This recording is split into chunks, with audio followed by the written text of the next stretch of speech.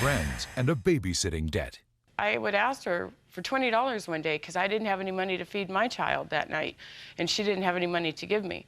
So I said, well, you know, I'm going to have to discontinue the daycare. Also today.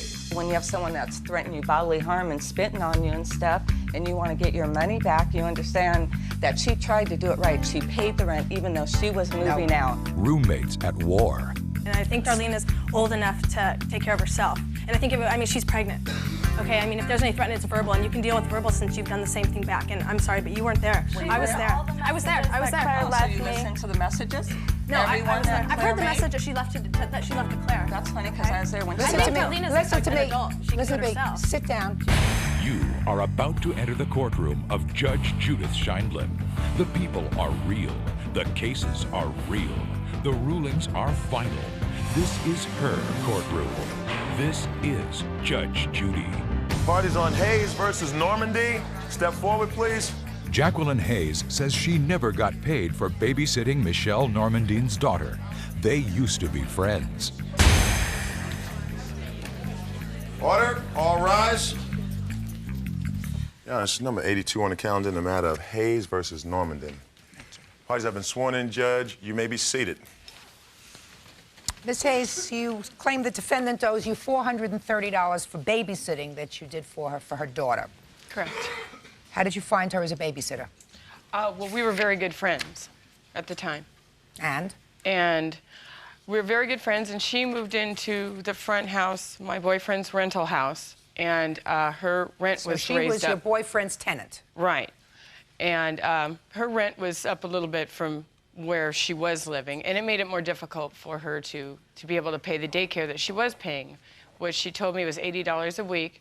And she asked me one day if I would do it for $50 a week. And I agreed.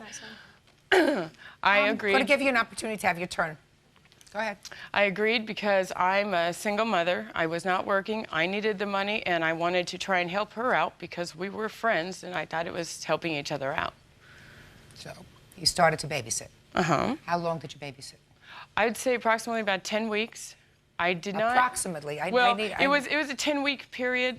I don't know I know it was from May to July, but I didn't pay attention because it was through friends. It was just a verbal agreement. I didn't document the exact dates, but I was counting the weeks as they went on. Did you babysit every day? I believe it's 3 to 4 days a week.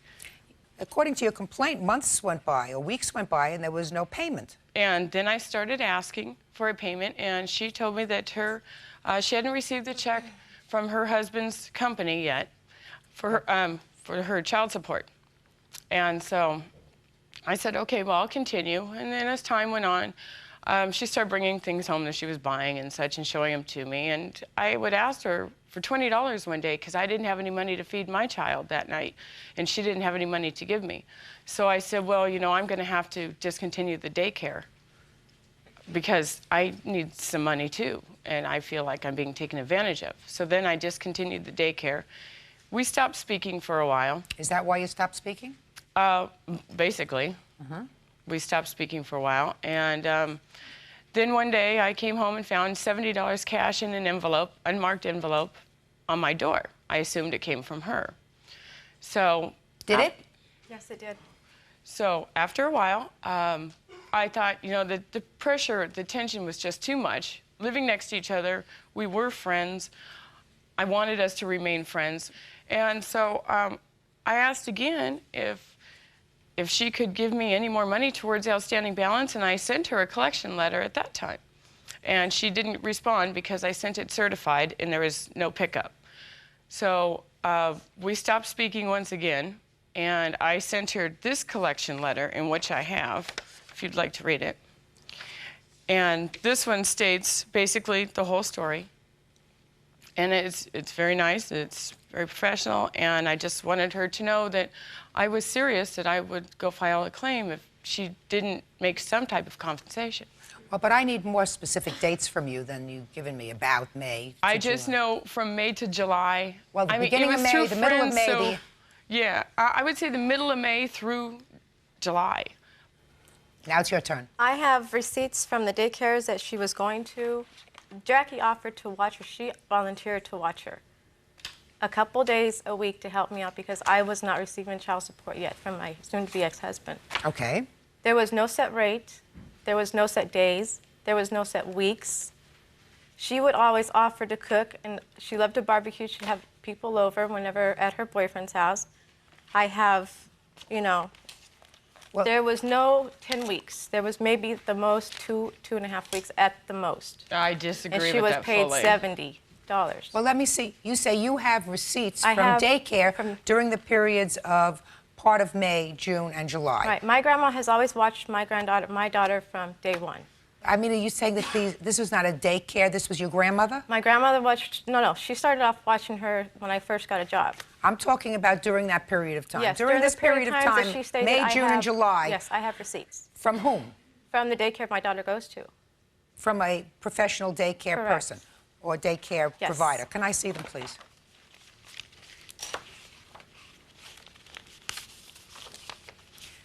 How many days a week were you working at that time? 5 days a week. And how many days a week was your daughter going to daycare, this professional daycare? The professional one, 3 days a week, and my grandmother would watch her 2 days. Well, I'm not sure about that. I'm not sure about grandma.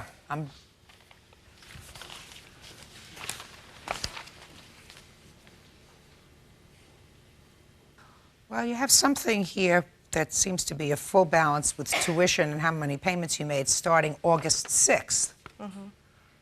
Who was that from? That's from the school she goes to right now, Sherry's preschool. And this is August of '96 that you're referring to. See, the week that I discontinued the daycare, She she started started going to someplace Sherry's. else. Well, that's what this seems to say, August of '96. But I have to have some more specifics from you, Ms. Hayes. And that is, how many days a week? I want to say it was 3 days, sometimes 4. Her grandmother did take her, I believe it was on Tuesdays. Mondays, Wednesdays, and Fridays. I had her at least 3 days a week, sometimes 4 For full days? for full days. I was Why at did her you house give- at 7 in the morning, and she would pick her up between 5 and 5:30 in the evening. So you went to pick her up? I would pick her up, yes. She volunteered to do this so that way also her son has someone to play with. No, I Not don't believe for it. I don't free, believe I'm that that's sorry. true, Miss Normandin. No, I never said it was for free. Right. I don't believe that that's true. I don't believe that you She watch was another paid child. $70. It I wasn't don't for free. listen to me. I don't believe that you watch another child for 10 hours. How old is your daughter? She's 3. You don't watch a 3-year-old for 10 hours without being compensated, even for a friend. Judge Judy will continue in a moment. She gave a phone number also. So, what do you expect me to do? You want me to get off the bench and go call her?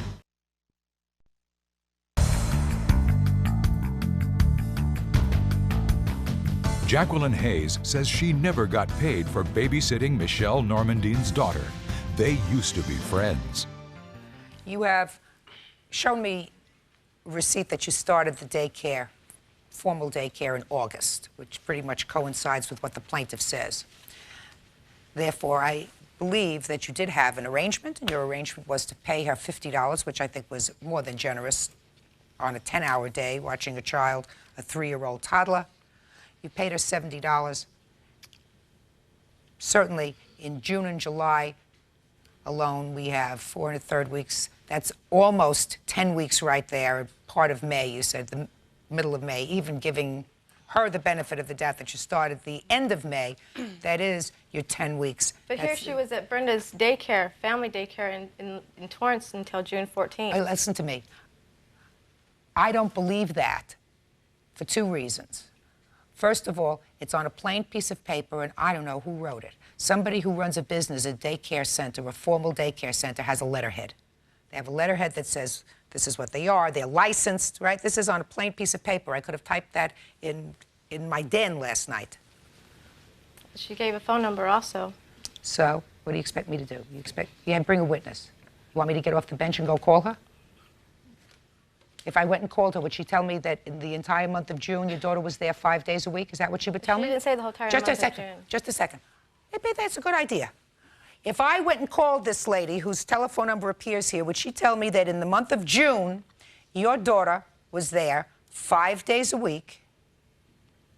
Not 5 days a week. No, my grandmother watched her the remaining other 2 days. I don't believe that. Well,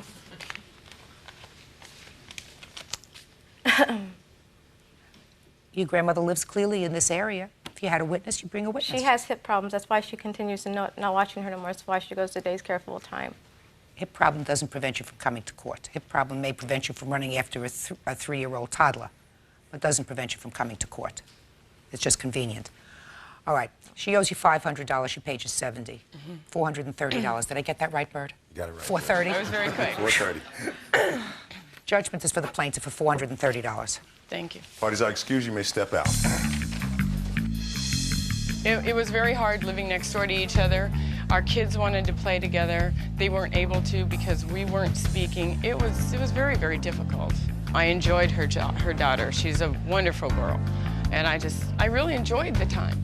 But I needed to be paid as well as I was trying to save her money. Friends need to really take a look at each other and just show more respect for the ones that really care. And now, the next case. Parties on. Costanza versus Altshuler. Step forward. Claire Costanza moved in with roommate Darlena Altshuler, and their friendship blew up in a month. You two gals were former roommates, shared an apartment together. According to your complaint, your former roommate owes you for half a month's rent and half the security on an apartment that you shared together. Yes. You say that you gave her a check for your half of the month's rent. So far, is that correct? Right. And that she was supposed to pay the entire month's rent. You wrote a check for the entire month's rent. You gave it to the landlord, correct? Correct. And then you had a fight and you stopped payment on the check. Well, it wasn't like a fight. It was when I decided to give her notice that I would be moving out at the end of the month. But you stopped payment on the check. After her threats and... I'll get to that in a second. I'll get to the fluff of this story in a minute. But bottom line, you stopped payment on the check and you kept the money, right? Right. Which included the half that she had given you. Right. Well, why'd you do that for? Because I took my part of the security deposit and paid the rest of the bills that she mailed back to my parents' house. Well, but you can't do that. She gave you the money to pay the rent. And I had full intentions of paying the rent until she just completely blew up and threatened me, saying that I couldn't step foot anywhere near there. And so that's when I decided to All right, stop. let's go back. How long did you live together? A month. All right, what happened? What was your argument about? When did it take place? Well, I'm not sure what the threats are, but we had a dispute when she told me she was moving out. I guess I was upset that she was moving out, and I said, well, you have to pay the rent. She said she would, and she did for about 2 weeks. And then, How did she pay the rent for 2 well, weeks? she paid the rent and then stopped payment. I found out at the end of the month. The end of the second month? Yes, July. My landlady had informed me that the payment was stopped on the check and that I needed to repay the rent or someone was responsible.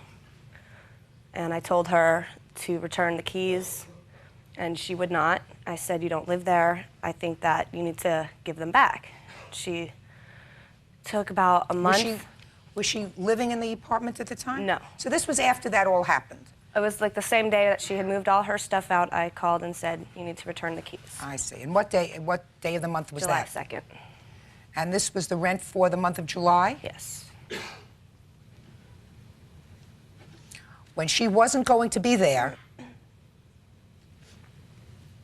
but you had already given her your half of the rent for that month? Yes. On June 30th, I believe it was. Okay, and how much was the security deposit that you put into the apartment? It was $500 total, $250 each. And how much was your part of the rent? $307.50. Judge Judy will continue in a moment. Two people who don't love each other should never room together. Right. But that's always a terrible beginning to a live-in situation. That's what keeps me in business.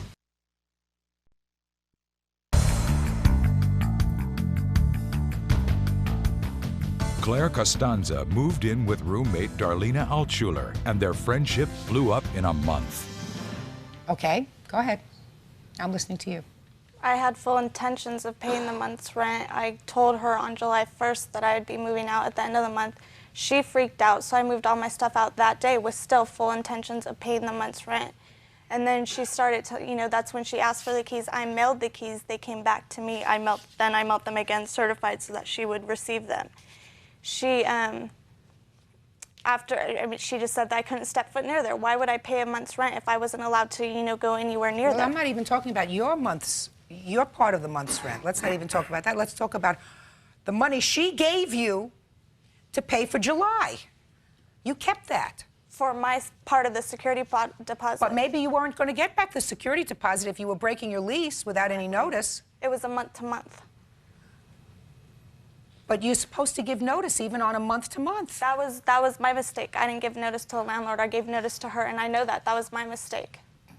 But you're supposed to give notice, because if you don't give notice, then everybody loses the security deposit. What happened with the security deposit? It was forfeited for July's rent, and there's still $115 outstanding. I have the lease here that she signed.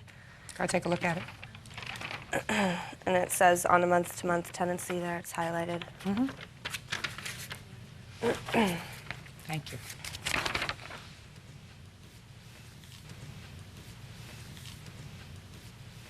You signed the lease. The lease says you're supposed to give the landlord 30 days notice. You didn't give the landlord 30 days notice because you said you moved out on the 2nd of July. Right. Well, even if you gave the landlord 30 days notice, that wouldn't be until the 2nd of August. Right? Right. So whether you gave her notice or whether you gave the landlord notice, you're still responsible for that rent. You are responsible for the rent for that month. Did you move into another apartment? No, I moved back into my parents' house. Got to read everything really carefully. How old are you? 19. Okay. So it's a good lesson. You understand that?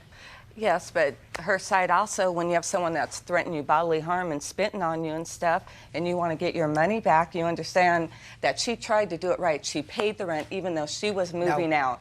Granted, because she didn't do it to the landlord, it's wrong. Stand up here.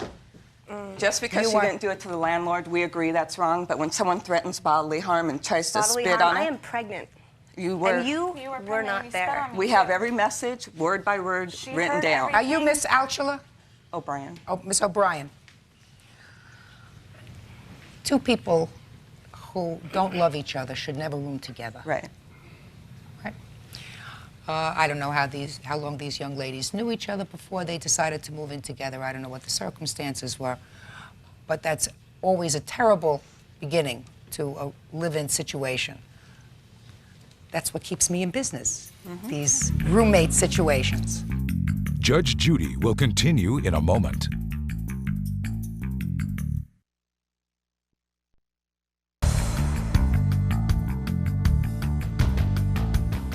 Claire Costanza moved in with roommate Darlena Altschuler, and their friendship blew up in a month. The plaintiff did, in fact, give her half of the rent, $307.50. The deposit, the security deposit, was forfeited because they didn't give 30 days notice to the landlord. When did you finally leave the apartment?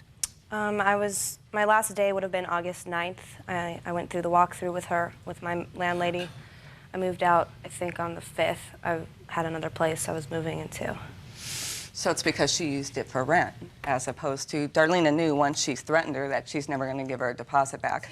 So what we should have done... Who are you? I'm her friend, and I've been there a lot more than she has. Darlena's mom was not there while any of this was going on, supposedly threatening. And I think Darlena's old enough to take care of herself. And I think, she's pregnant. Okay, if there's any threatening, it's verbal, and you can deal with verbal since you've done the same thing back. And I'm sorry, but you weren't there. I was there. I was there. Oh, so you listened to the messages? No, I was there. I've heard the message that she left to Claire. That's funny, because I was there when she left. left. I think Darlena's an adult. She can do it herself. Your daughter made a poor choice of roommates. Right. She didn't get hurt. She safely moved back into the house.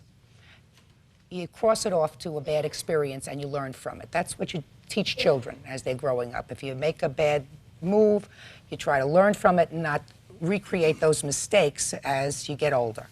So the next time she will look further into the background of a roommate. And I'm not saying there was anything wrong with you. I'm just saying if that's the case, you look further before you jump into a situation where you expose yourself to living with somebody that you really don't know.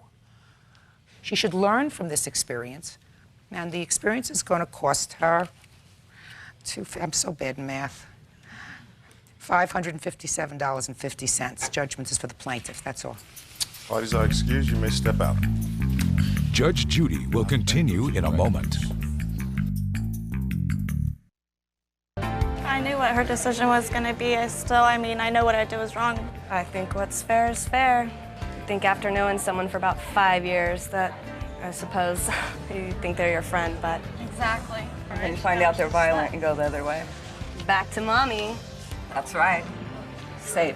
I just don't like her at all. He said he was going to take her with him. His dad fell into deep depression when his parents' 43-year-old marriage came apart, so he removed the hunting guns from the house. Do you think your son loves you? I don't know. So if he were the one who returned these guns to you, and you used one of these guns either to harm yourself or to harm his mother, his life's over. Do you understand that? You are about to enter the courtroom of Judge Judith Scheindlin. The people are real. The cases are real. The rulings are final. This is her courtroom. This is Judge Judy. All parties on Dersawa versus Dersawa. Step forward, please.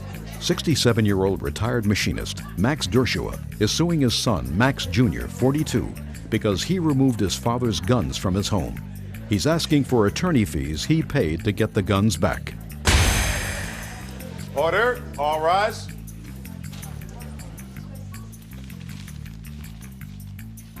Yeah, this is case number 460 on the calendar in the matter of Dersawa versus Dersawa. Parties have been sworn in, Judge. You may be seated. Ma'am, have a seat, please. Are you Mrs. Dersawa? Yes, I am.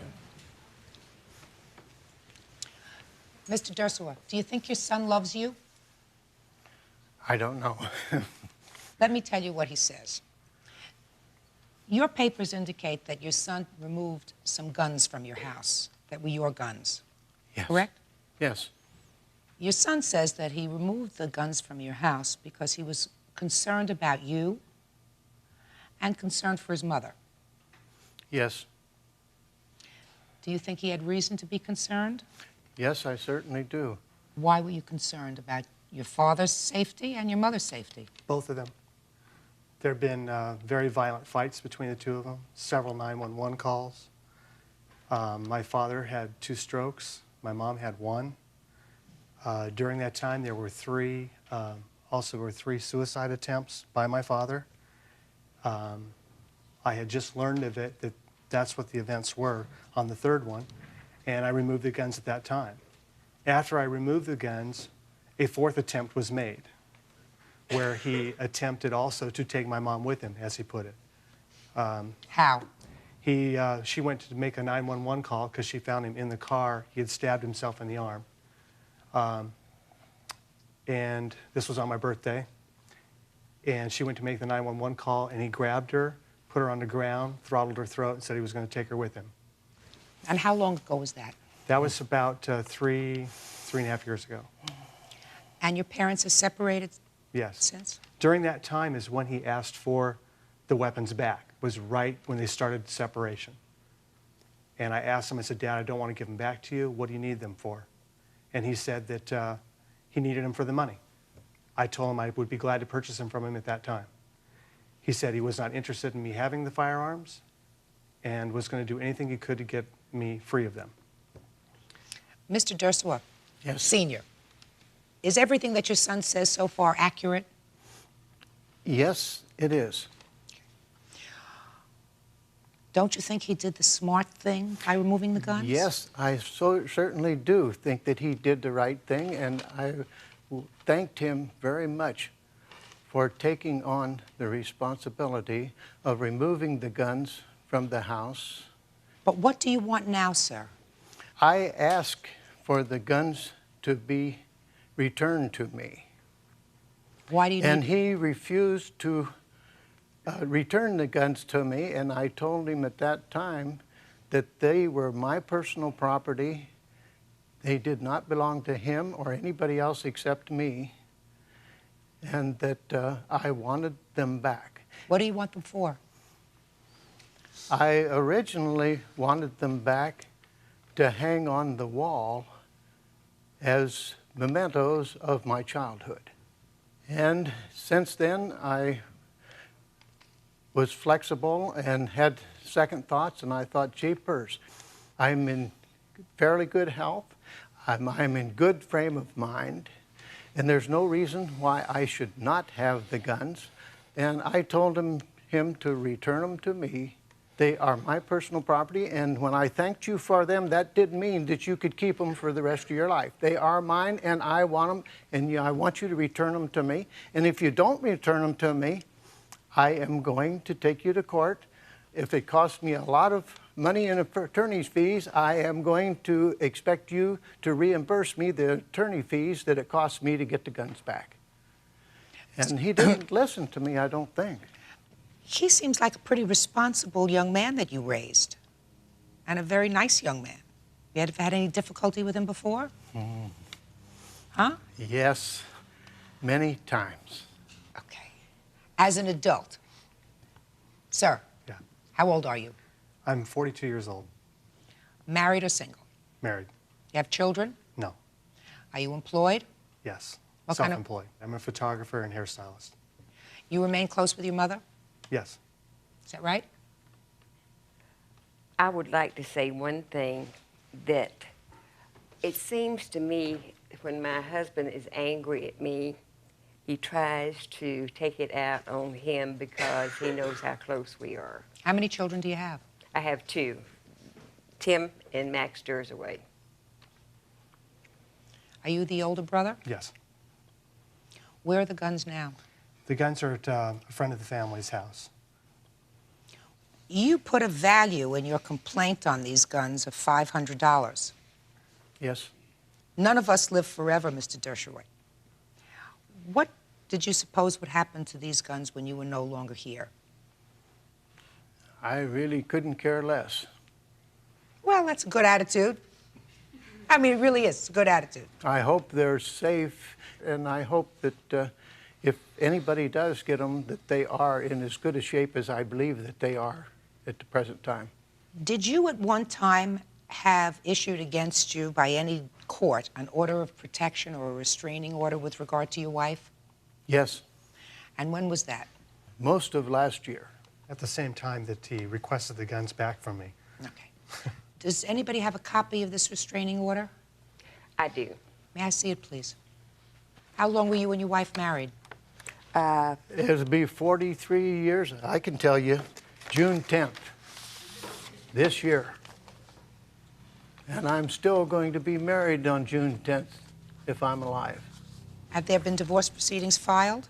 No, we both agreed to a separation.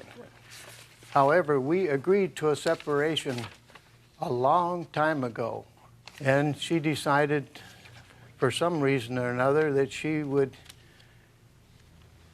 make it legal and go through the legal procedures of getting a separation.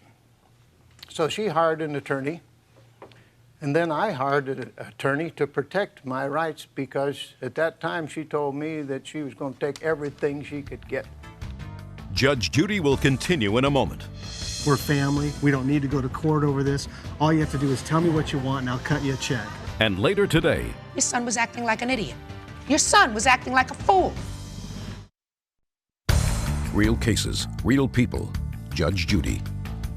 Max Dershowitz is suing his son Max Jr. for the attorney fees he spent to get his guns back.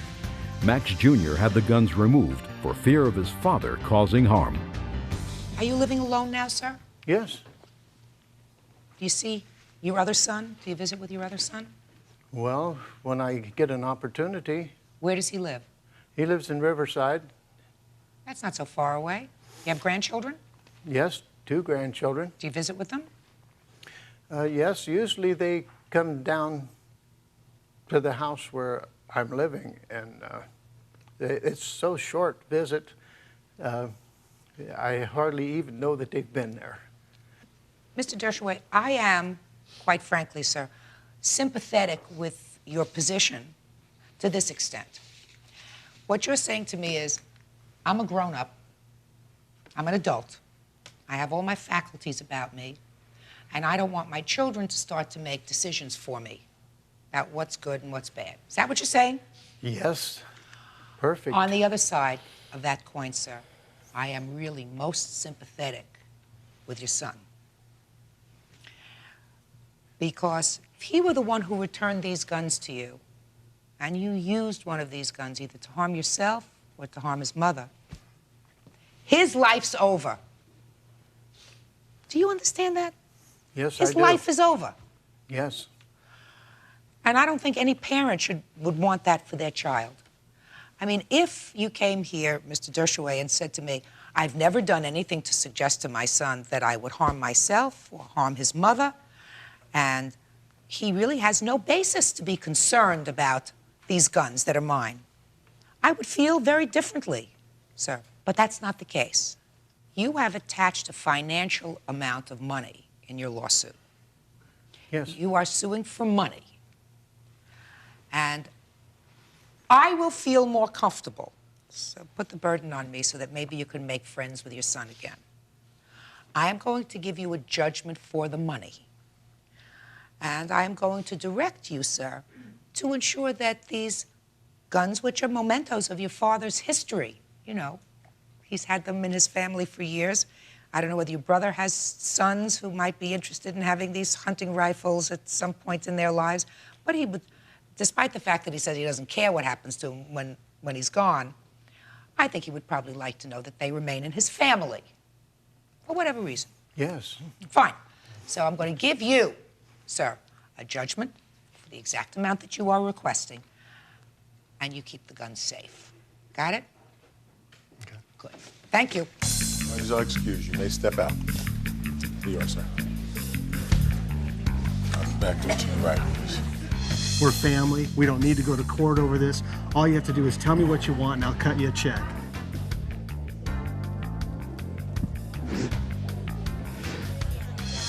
And now the next case. Bodies on Smith versus Brown. Step forward, please. Walter Smith and his 15-year-old son, Brian Davis, say Joseph Brown's 16-year-old son, Joe Jr., poured bleach on their carpet. Joe Jr. says Brian threatened him with a snake. You the one with the snake? Yes. Up here. You the one with the bleach? Yeah. Yes, Your Honor. Up here. And you are the fathers of these two geniuses. Yes. Yes, Your Honor. What's your first name? Brian. Brian, tell me what you did to this young man with your snake. Well, we were out. No, over here. We were out in front of the houses, and I had a snake, and I went like this, like I was gonna put it on him. What kind of snake did you have? A red-tailed boa, just a little snake about this big. Well, you said this big, and then you Well, said this about big. like- Is it growing? About this big. About this big. Yeah, about this big. And what, you made believe you were going to put it on him? Yes. Why'd you do that? I don't know. I was just messing around. And then what happened? And then he threw like a icy or a Slurpee or something, I don't know what you call it, threw it on me. And then I went back towards my house and put the snake in the garage and got a cup of water and went back outside to throw it on him. And when I got out there, he had a cup in his hand, and he said, if you throw that on me, I'm gonna throw this on you. And it was bleach in a little cup. Mm-hmm. And then what I did is I pushed it out of his hand and threw the water on him and started going home. And then he came out of his house afterwards with a whole gallon of bleach. Mm-hmm. When I got into my house, I shut my door and he started to pour it on my back, and it got all over the carpet. And then my mom started coming downstairs, and then he went back home. Your side. Well, it was me, him, and a couple of other people. We were supposed to be going to the bowling alley. But instead, the dude that was supposed to be driving us said that he didn't want to go. So what we did instead is we stood outside and talked. He had his snake, this snake, I don't know what kind of snake it was, this big snake. The snake is hissing and snapping and jumping up. They thought it was funny. He turned the snake on me.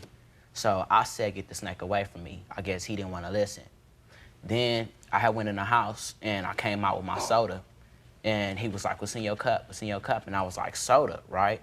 And he knocked the cup out of my hand, threw something on me. I looked down at my clothes. my jeans and my shirt were starting to fade, so I assumed it was bleach because it was a yellowish color when he threw it out at me. I went in my house, got a thing of bleach, and came out, and I ran after him because he was running towards his house. He ran in his house. We ran in a complete circle around the kitchen and all the way to the thing. He turned around, and he tackled me. And I had the bleach in my hand. We were on the ground, and the bleach was going everywhere. His moms had just came down when we was on the ground. I didn't go in the house and throw any bleach anywhere. Judge Judy will continue in a moment. We might have could have resolved the matter, but he was adamant about having my son arrested. Your son's the one that came into my home. You should have came over. You knew what he did. Real cases, real people. Judge Judy. Walter Smith and his 15-year-old son, Brian Davis, say Joseph Brown's 16-year-old son, Joe Jr., poured bleach on their carpet. Joe Jr. says Brian threatened him with a snake. Why does your son have a boa?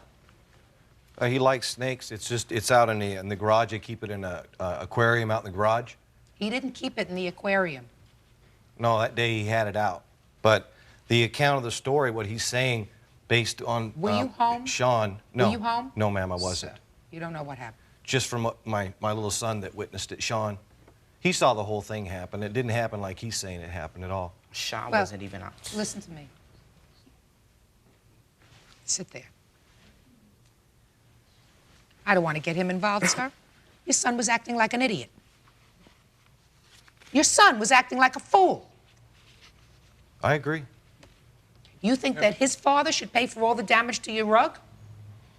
Yes, I think he should. His father's responsible for Joseph's actions since he's a minor. Mm-hmm. And he broke into our home, and we had nothing to do with it. No, he didn't break into your home. I broke into your home. Hey! He came through our front door when it was closed and came in and poured bleach all over my son and the carpet of my home. Who started it? Well, that's two different stories. No, he told me the story. Your son told me the story, Mr. Smith. I assume you believed your son was responsible enough to have possession of a snake. Not a little teeny garter snake, but a boa that's about so big. Then if you are not a snake lover, you a snake lover, Bird? Not really, Judge.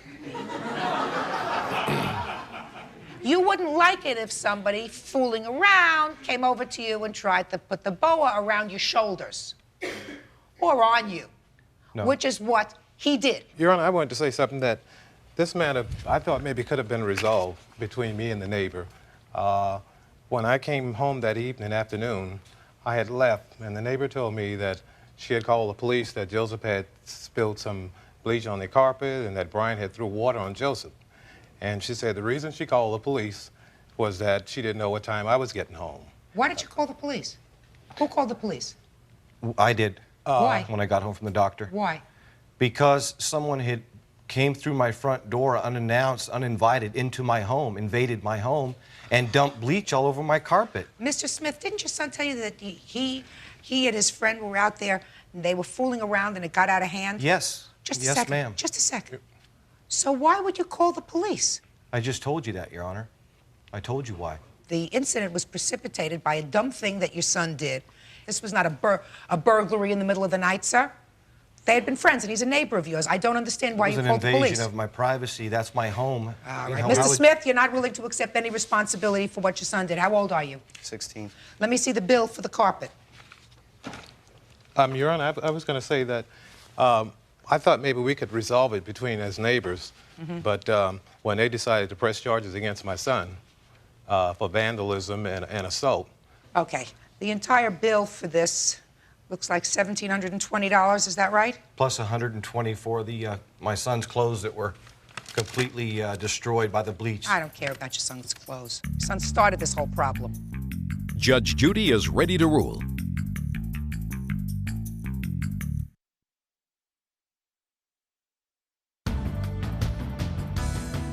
This act of lunacy was started by you and finished by you, right? Right. So each of you have to pay half. That sounds fair to me. $860, Judge. You're way ahead of me, Bird. So, Mr. Smith, if you want to be fully compensated, Then get your son to get a job and give you $860. And from these folks, I suggest you don't pay this for him. Let him pay for it. You know, let him do something to pay for it. Teach them all a good lesson. Right? Right. You feel any responsibility towards what happened? Yeah, I feel responsible for what I did. Good. What about you? Yes, ma'am. Good. Only problem is your father. He doesn't see it yet, but maybe he will. $860, which is 1/2 of the cost of the carpet. That's all. Parties are excused. You may step out. Judge Judy will continue in a moment. And on the next Judge Judy.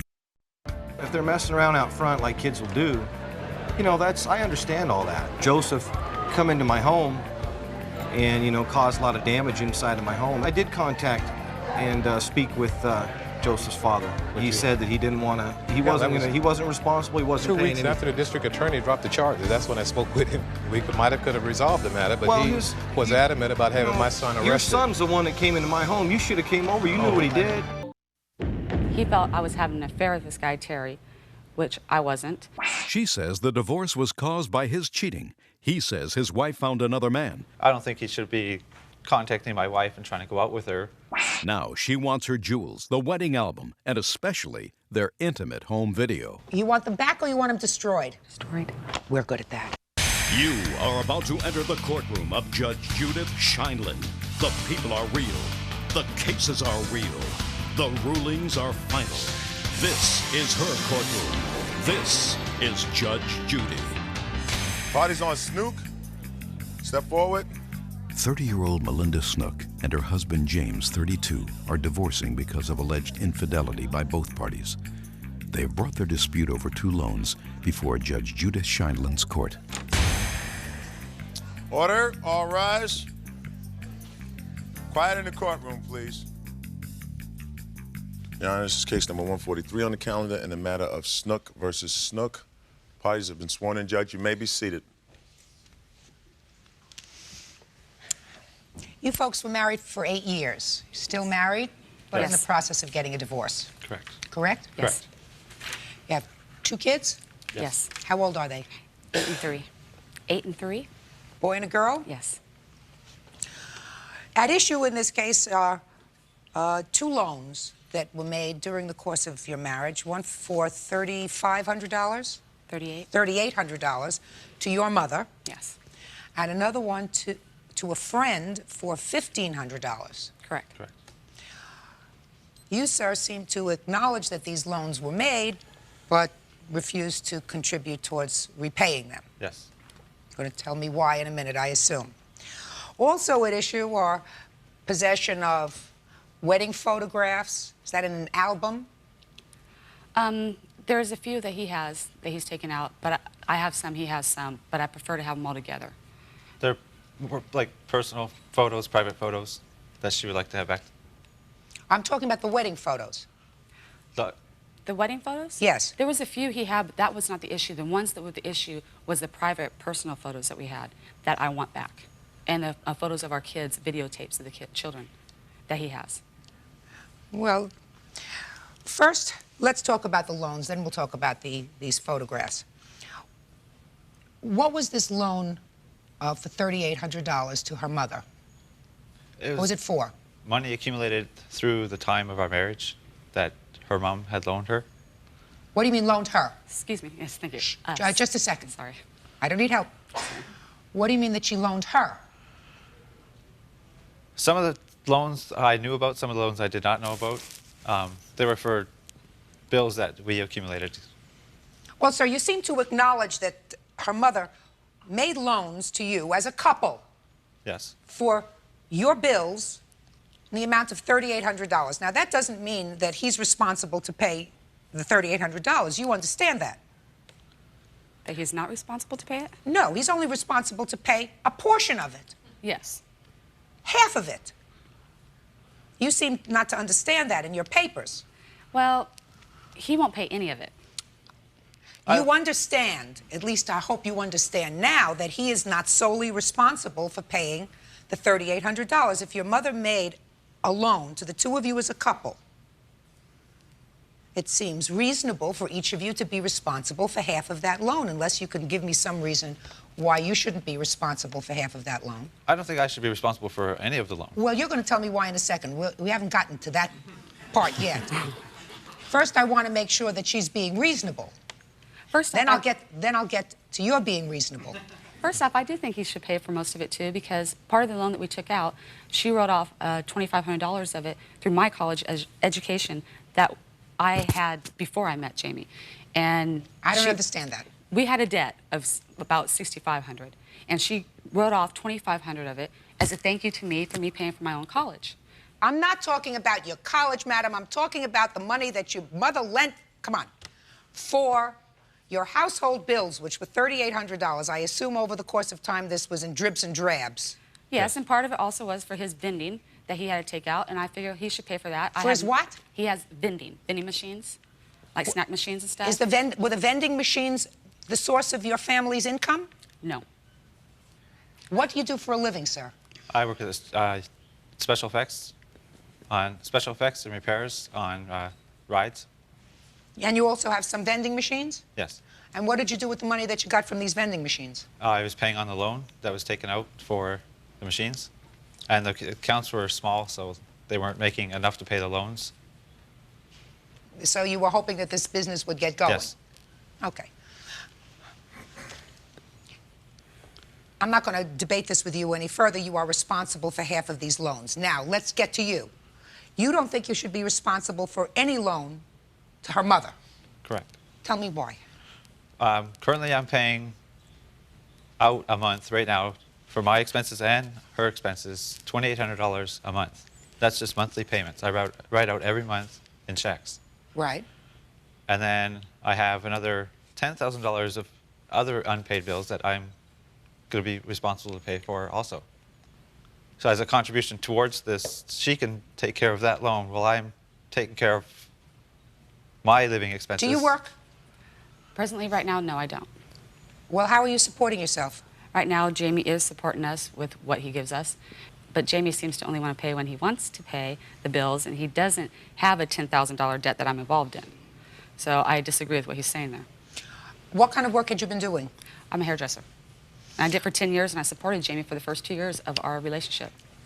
I assume that when the divorce is over, you're going to go back to work. I'm going back to work. So, sir. Yes. Right now, are you voluntarily paying this $2,800, or are you paying it by court order? Voluntarily. You're going to have to allocate some of that money towards repaying the loan to her mother. Half of it. Do you understand? $1,800. Half the loan to her mother. Now you have a $1,500 loan to a friend. What was that for? Who wants to tell me? It was a loan she had taken out from a friend of hers to catch up on some bills we were behind on, and... Mr. Snook, you keep saying she took out the loans to catch up on bills that we were behind on. Well... You mean she asked for the loan? She did. And you, too, spent the money on household bills that you were behind on? Yes. So, why shouldn't you be responsible for paying back half of those bills?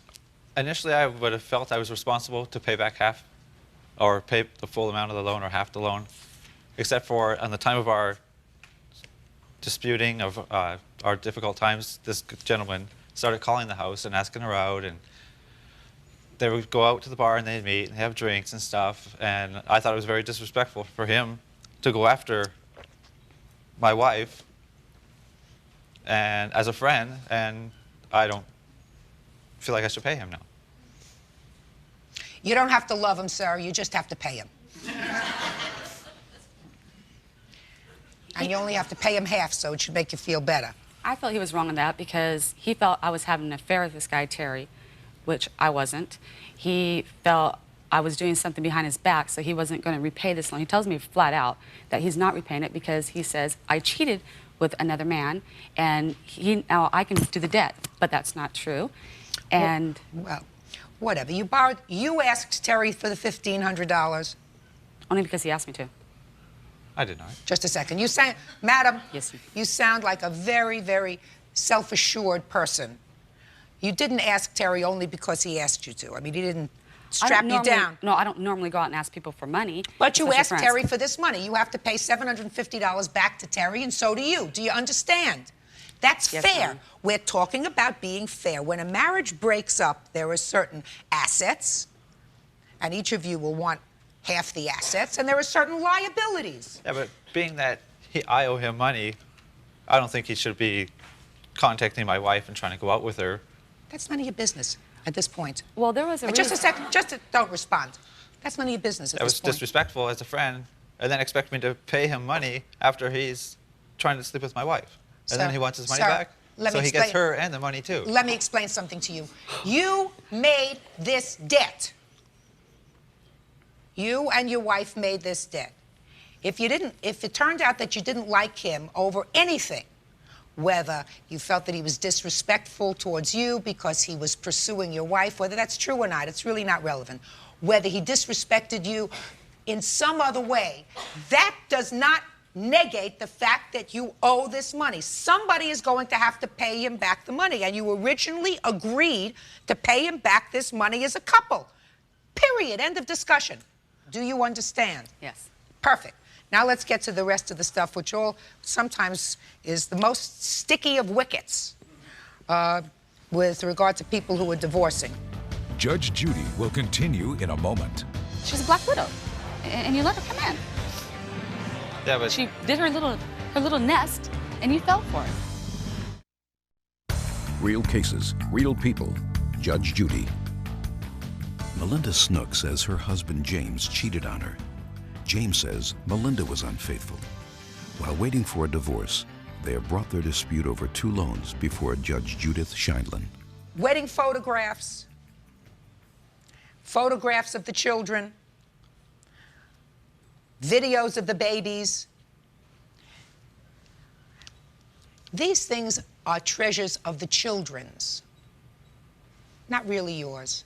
It's interesting, 50% of the marriages in this country, unfortunately, fail. It's a sad statistic, but true.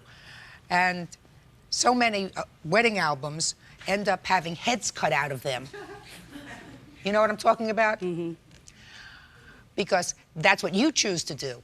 Truth is, when your children are adults and much older and you're not here anymore, your children and grandchildren would like to be able to look at their family histories. So I want you to think of these photographs of your wedding and the times that you spent together with your children as really being, you're holding them in trust for your kids. They're not really yours. The wedding albums really will have no sentimental value for you, but they will for your children. The wedding photographs should not be headless. This picture, you have no head in that picture. He has no head. So I don't care how you deal with that. If one person wants to keep them and put them in a vault, we can do that. Or it's very easy. We live in a very technologically sophisticated era. You can make copies of pictures. You can make copies of videos. So you have family videos that are in your possession. Is that right? yes. And you would like them. Not just the family videos. He also has some personal pictures I want to make sure I get back. Let's talk about the personal pictures in a second. I'm talking about the children's pictures. If that's not an issue, then don't waste my time. Oh, no, it is an Put issue. it in you put it in your paper, so Oh, I'm yes, I want addressing the it. videos, because he said I couldn't have them. Sir, Yes. she should have every picture that you have in your possession, or a copy thereof. You have pictures in your possession? At home, yes. Well, whether they're at home or whatever. I already made the albums for the kids. That's why I want these pictures back. Fine. He would like copies of all the pictures that you have. Do you understand? Yes. Is that reasonable? Yes. Good. So you add them all up. If you have 100 pictures, each one of you pay for 50 and make copies. So now you have half. And if you have a video that you want, is it a video of the kids? Yes. How many videos do you have of the children? About roughly 8 or 9. I have them here. Let me see what they're on. What kind of thing are they on? I'm on VHS tape, Judge. 8 Just a second. My technical advisor is giving me some information. He can copy them on a VHS tape. Good. You can copy them on a VS. VHS. VHS tape. Make her a copy. So she has a copy and you have a copy. Is that fair? Yes. Perfect. Now, the photos that you want, I assume, the personal photos, because of the way you say it to me, probably of photographs that you would not like to have broadcast. Exactly. Judge Judy continues in a moment. I believed everything she said, that she was fooling around on me and cheating on me, and I took it very hard. Real cases, real people. Judge Judy. A divorcing couple, Melinda and James Snook, have come before Judge Judith Scheindlin to decide who should pay for outstanding loans. Are they Yes. all there, sir? Yes. And the tape? Just a second.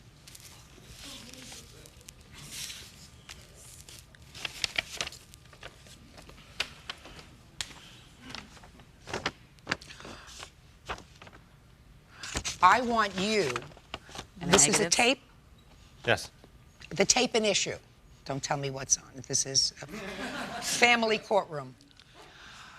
I want you to look at these photographs and tell me if these are the photographs that you have a problem with. Okay? If they're not all there? Well, don't speculate. Look.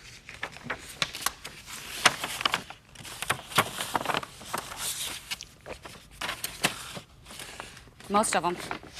Okay. There's a few I can see that he might not call bad that I still consider bad, but aren't in there. But these are the worst Yes. of the lot. Yes. Now, you want them back or you want them destroyed? Destroyed. We're good at that. Okay, so And you no understand the copies were made? ground rules?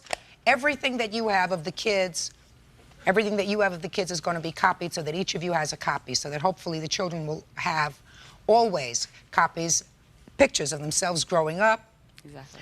that you will each have photographs. Hopefully that the children will always have the photographs to look back on. And you, sir, are going to give her a check for $2,650, and you are going to assume those two debts yourself. Do you understand? Yes. Okay? Now, is there anything that I've left out? Yes. What? A mutual friend of ours that caused this whole thing that he is bothering to leave out why he won't pay the debts. Judge Judy continues in a moment. She was convincing, I guess. Why? Why? She told me what I wanted to hear. Just a second. He's paying the debt. There's more to this than that, though. Listen to me, madam. I don't have all day. I got a lot of cases to do. I've just resolved every issue that you presented to me in your complaint. Okay? I'm not a psychiatrist. If you have a problem, you should see a therapist. I'm here to resolve legal issues. Now, Well, are there any other legal issue of property Yes. that I have not resolved? There was some pictures, as I said, that are missing that brought know into about a girl. It brings in another friend that caused a lot of problems. Did you understand what I said, Miss Nook? Yes. Good. Is there any other property that you are interested in? There is. What? There's a few, but I know she doesn't have them all. There might be nothing to you, but there are to me. Listen to me. I have just resolved this. You understand what the court's ruling is? Yes. Good. One last bit of advice. You made two children. They're very young. They're 8 and 3 years old. You are going to have contact with each other for the next 20 years.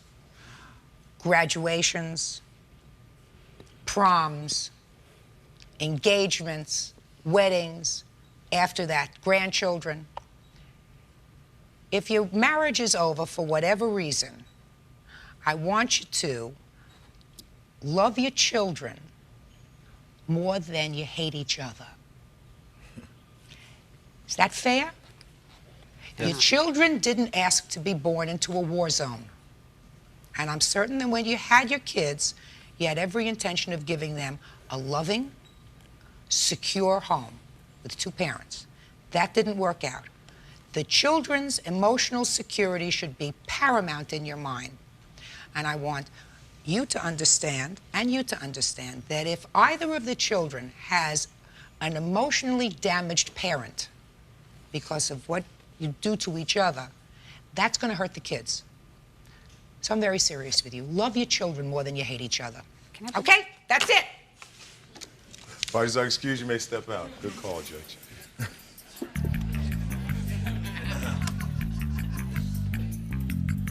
And on the next Judge Judy.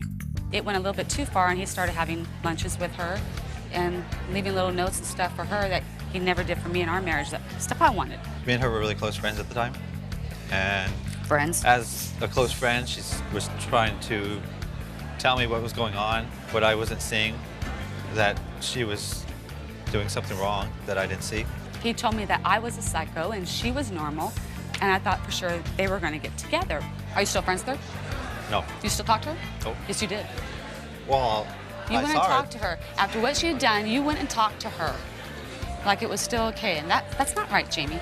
You did talk to her, and you even said so. And you had her page your number into your phone book. But in turn, I don't know.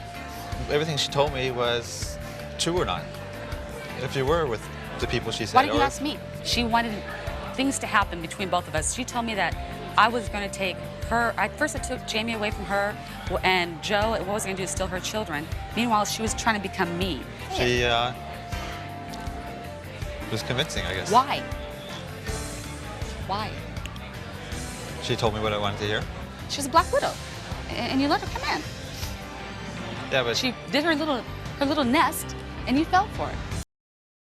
A father takes back the car from his spoiled teenager. But did she learn a lesson? I hated him with the biggest passion. I've never hated anybody with so much. Well, she was a bratty 14-year-old. Also today. Well, did you give him these back rubs while you were living together? No. Well, what happened when you moved out? We moved in with Mom. You are about to enter the courtroom of Judge Judith Scheindlin. The people are real. The cases are real. The rulings are final. This is her courtroom. This is Judge Judy. Parties on board. Estengo, step forward, please. James Estengo bought his daughter Sarah a car. When she moved out on Dad and in with Mom, he took back the car. She says it's unfair. He says she's spoiled. Order. All rise. Your Honor, it's number 45 on the calendar in the matter of Ford Estengo. You may be seated. These are the most difficult kinds of cases and really the most distressing for me. These cases involving children who are suing a parent. What's your first name? Sarah. Sarah? Yeah. And you are Mr. Estengo. Estengo. This lawsuit is really between the two of you. Is that right? Yes. You're her mother? Yes. Well, I'd like you to stand there for a second. And who are you? I'm his wife, James. Okay. I'd like you to sit down. You two folks were married at one time? You had children together? Yes. And then you divorced? Yes. And Sarah, there was a time, according to your complaint, that you were living with your father. Yes. How long after the divorce did you start to live with your father? It was a long time. When did you guys divorce? 89. 89. I didn't move in with him until like in the 94. Yeah, 94. And 94. So Why did you leave your mom's house to move in with your father? Because we were having problems. We were arguing. I was a teenager. Where I knew everything, she didn't, and I just pretty much decided to move out. Got mad at me. Yeah. How old are you now? I'm 16 now.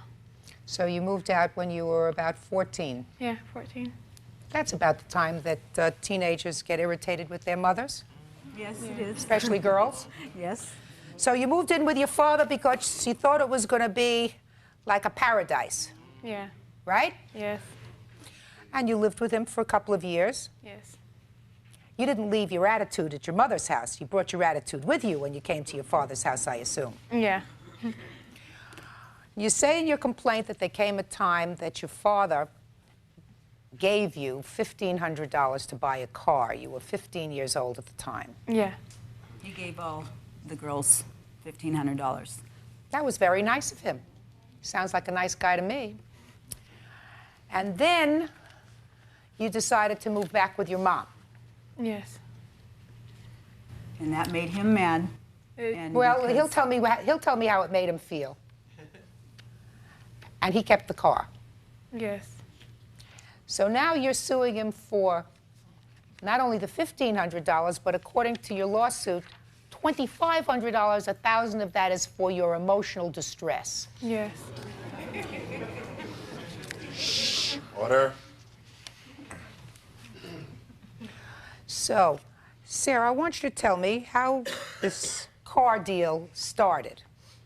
Well, he sued a worker where he used to work, and then he got the money. And He got a settlement. He got a settlement, and he said he was going to give all of us $1,500, me, my sister, and my stepsister. And what he did, and I have the bank statement, which I put the money in my savings account. And shh, I want Sarah to tell me. And I bought the car, like, I was kind of picky. I looked at a few cars, and then I finally found the car I wanted. But I pulled out $1,400 because I was going to buy a Duster, which I decided not to because I didn't want to spend all of it. And then when I had the money out, I found the Honda that I wanted, and we bought it. And he told me that I couldn't put it underneath my name, which I found out. Well, you were only 15 at the time. Yeah, but I heard that you can put it underneath your name. Well, you just who'd you can't hear drive this it. from? Perry Mason? No. Huh? No. Your I heard father it- told you you couldn't put it under your name. Yes. Because it was had difficulty, you couldn't get insurance, you can't sign a contract at age 15. I mean, all of those things. So whoever you heard this from, one of your friends in the street, you got misinformation. Your father told you correctly, you can't have the car in your name. When you got this car, did you have a driver's license? No, I'm trying to get it right now. I have the permit. Okay. So you didn't have a driver's license, but you had a car. Now, what happened? I got the car, and I decided me and him started having problems, and I didn't want to live there. I didn't like the way he was acting with me. I was never right. Everything I said, I was just a stupid little kid. I didn't understand anything, which I know I'm young, but I'm not naive. I know what's going on. And I moved out because I couldn't take him no more. I hated him with the biggest passion. I've never hated anybody with so much. More than you hated your mother when you moved out More than on I her. hated anybody. I've never even known how much I could hate. A case of a dad taking back his daughter's car continues in a moment. He did nothing but tell them vicious, vicious lies about me.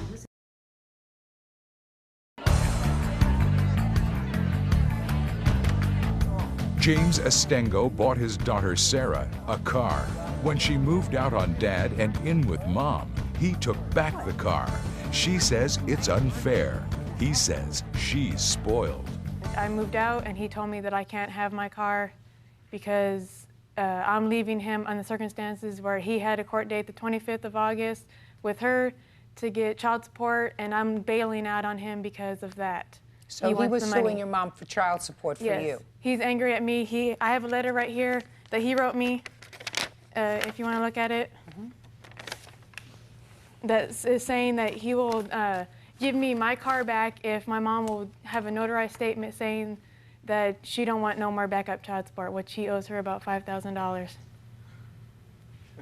That's not true, Your Honor. I don't owe her any Just let me- child support.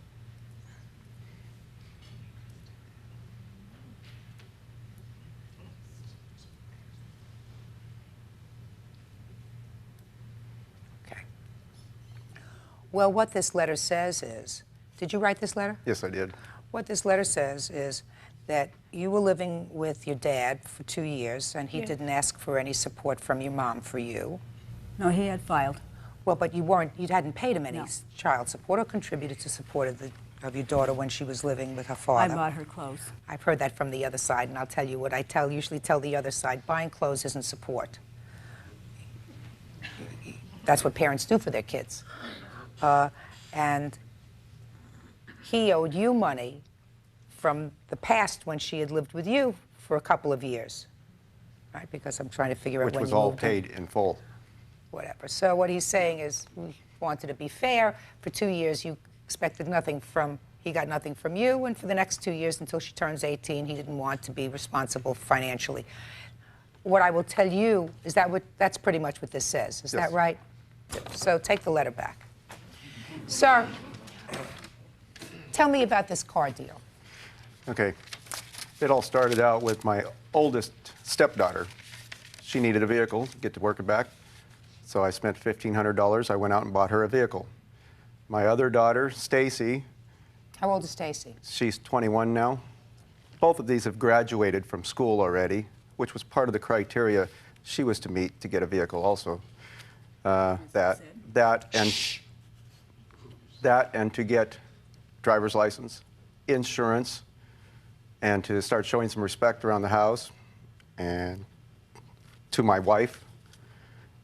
And none of these criteria were met, you know, not one. And From what I heard, he didn't give her respect either. Madam, when she left your house, did you think you had done anything wrong with her? Yeah, I did. You I did? Did you correct it so that she wouldn't move out of the house? I couldn't get her to change her mind. I couldn't get her. She just left when I wasn't there. I have a feel. Well, that was pretty disrespectful. Just a second. That's pretty disrespectful, and I want you to think. And I want you to think really carefully. At the time your daughter moved out, did you think that as a parent you were doing things that were wrong, that were the kinds of things that would provoke that kind of move? At the time, no. Of course not. You know, I think of it now, and I know I did some things wrong. But but you didn't think of it then. It was very difficult for these girls when we divorced, and I never talked down about her dad. He did nothing but tell them vicious Just lies about me. Listen to me. Your Honor. Listen to me. He didn't say these things in front of you. No, he told the girls. Well, that's what they're telling you. That's what they're telling you. What I'm telling you is you're not paying attention to what I'm saying. What I'm saying is when your daughter moved out of your house, I'm certain as I am that I'm sitting here, that you did not believe you as a mother did anything to provoke her leaving, but that she was leaving because she was a bratty 14-year-old and nothing that you said was right. I mean, she pretty much said that herself. Right. And now you seem to be totally on her side when she says, I am totally on her side. When she says that living in her father's house was a hell. Because I know it is. Well, I lived with him for 17 years. All right. And it was pure hell. She's ready to rule.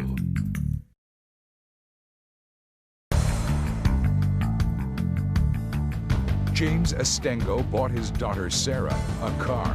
When she moved out on Dad and in with Mom, he took back the car. She says it's unfair. He says she's spoiled. I know that he got a settlement from some sort of a case where he came into some money. And he didn't take the money and say, I'm going out to buy myself a new car. I was very surprised he bought his daughters a car. Why don't you be quiet a second and listen? He didn't go out and say, I'm going to put this money away for my future. I mean, you work for the police department? No. Bright Star Security and Protection Service is my own business, and I work for Pinkerton Services. So he has a business? He doesn't run that business. If he was wearing a white shirt, he would be a manager. My boyfriend works for the same company. He does not run the business. He just got hired not too long ago. Yeah. Pinkerton is... He's a liar that is just beyond. His whole life has been a lie. I want to tell you something, sir. I could show you my identification. Let me tell you badges. something. I don't know who has been feeding this young lady, probably both of you, because as much as you say that he told them bad things about you. I have my other daughter here that can also tell you. I've just heard you in open court call him a liar in front of your daughter. I've heard your attitude towards everything that he said. Nothing suggests to me, in what you've said to me, that you are putting your daughter first. Now, what I started to say to you before was, he took this money and he said, I have 3 girls and I want to treat them equally. Even a 15-year-old brat, I'm going to give her $1,500 to put in a bank account. Exactly. At 15, when she had no driver's license, she had no insurance, she was probably disrespectful in the home, didn't make any difference. He took the money that he got and he gave it to his children. That doesn't sound like somebody who is a terrible person.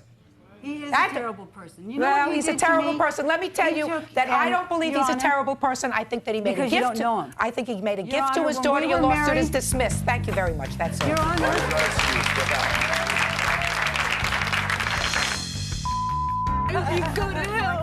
It is her car that he gave to her. You were born a liar. And you will die a liar. And now, the next case. All parties on Hauser versus Hauser. Step up, please. Gene Hauser had a backache. He called his brother Michael, a masseuse. Gene was surprised when he got a bill for his massage. Now, they're both suffering. Judge, this is number 46 in the matter of Hauser versus Hauser. You see? Have you papers here? The brothers Hauser. Yes. Michael and Gene. Yes, Mike. You're Mike. Yes. I'm the good-looking one. No, I'm the good-looking one. Now, I read your complaint. Yes. It's very peculiar, but let me see if I understand it. You gave your brother some back rubs. Massages, yes.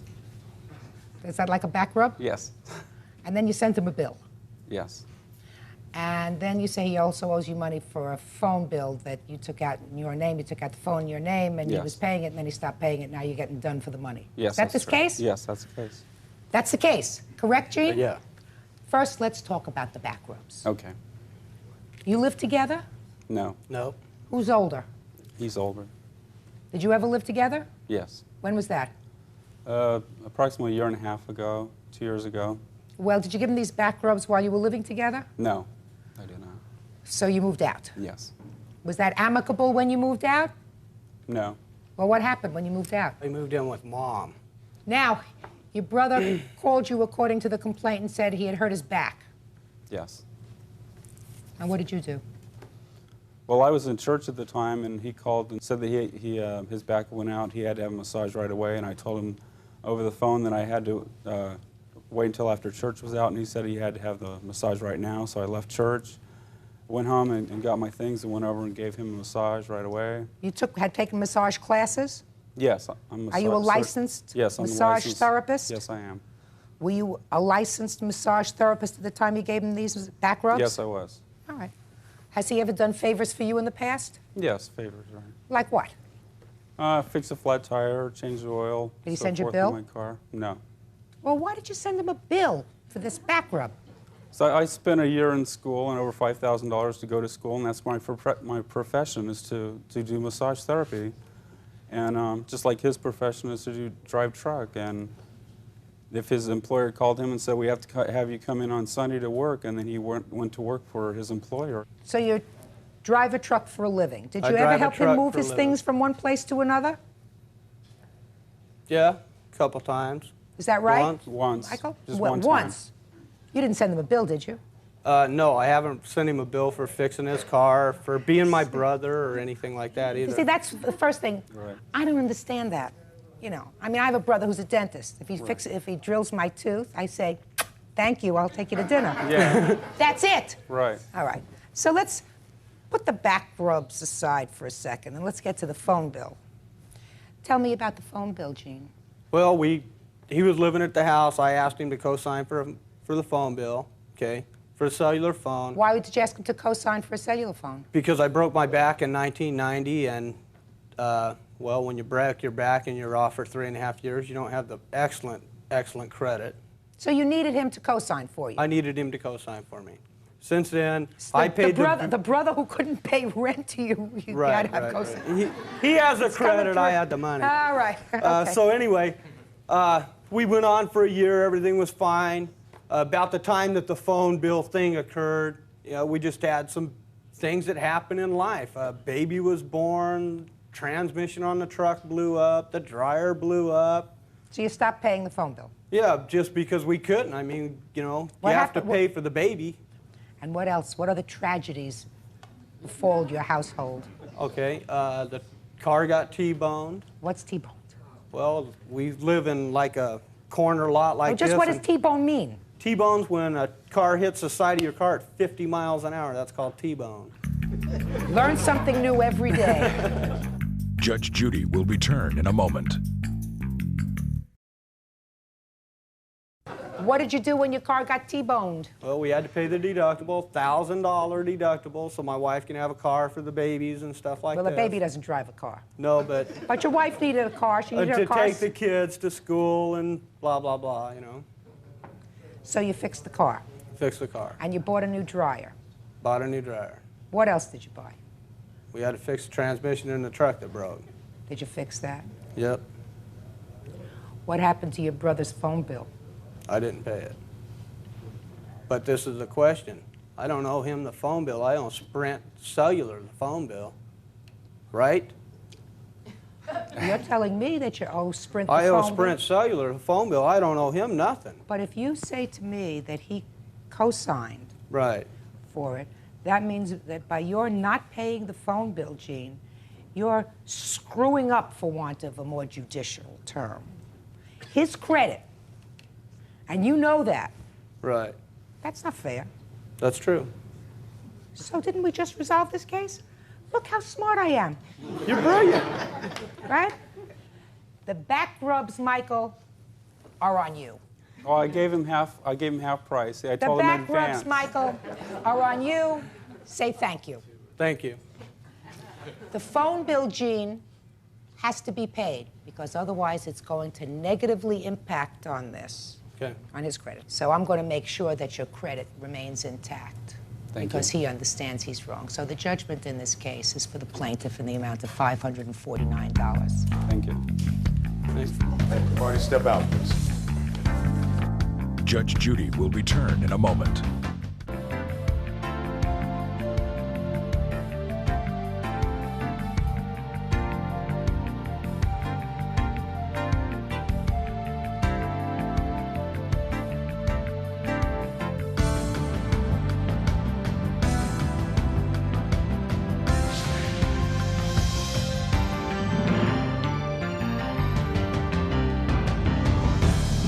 They split after 3 kids because of his other life. I have specific beliefs about family and family life. And having a life outside of your home for a long period of time is not the kind of thing that you'd expect a wife to forgive and to forget so easily.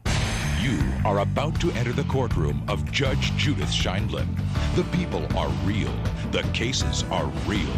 The rulings are final. This is her courtroom. This is Judge Judy. Parties on Torres. All parties on Torres. Step forward, please. Childhood sweethearts Troy and Carol Torres were married with 3 children. Now they are separated, and Troy is suing Carol for writing a bad check. But Carol is pointing her finger at Troy's new girlfriend, Lori. Order. All rise.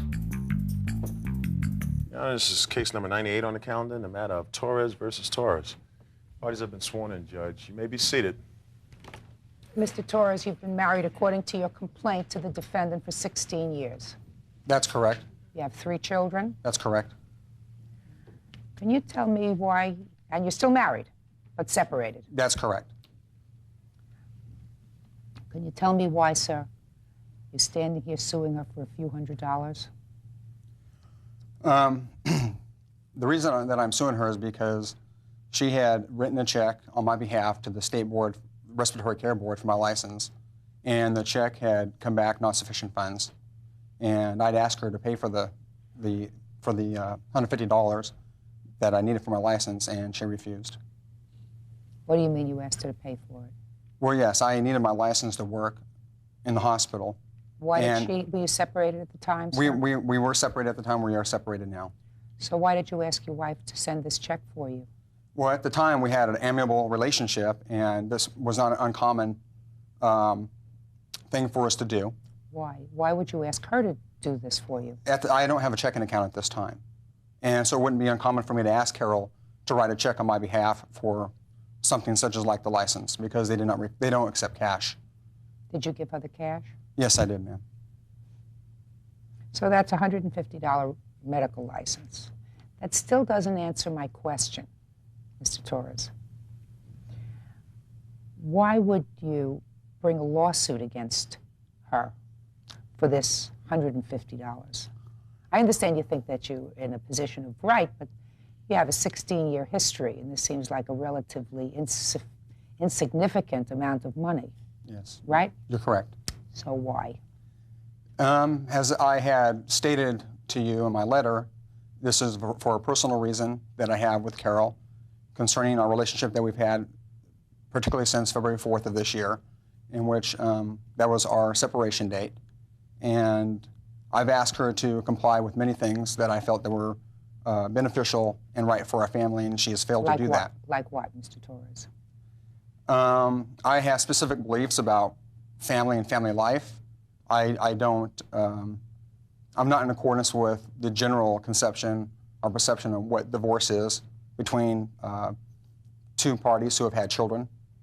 I don't understand what you mean. You're speaking in sort of amorphous terms. Yes.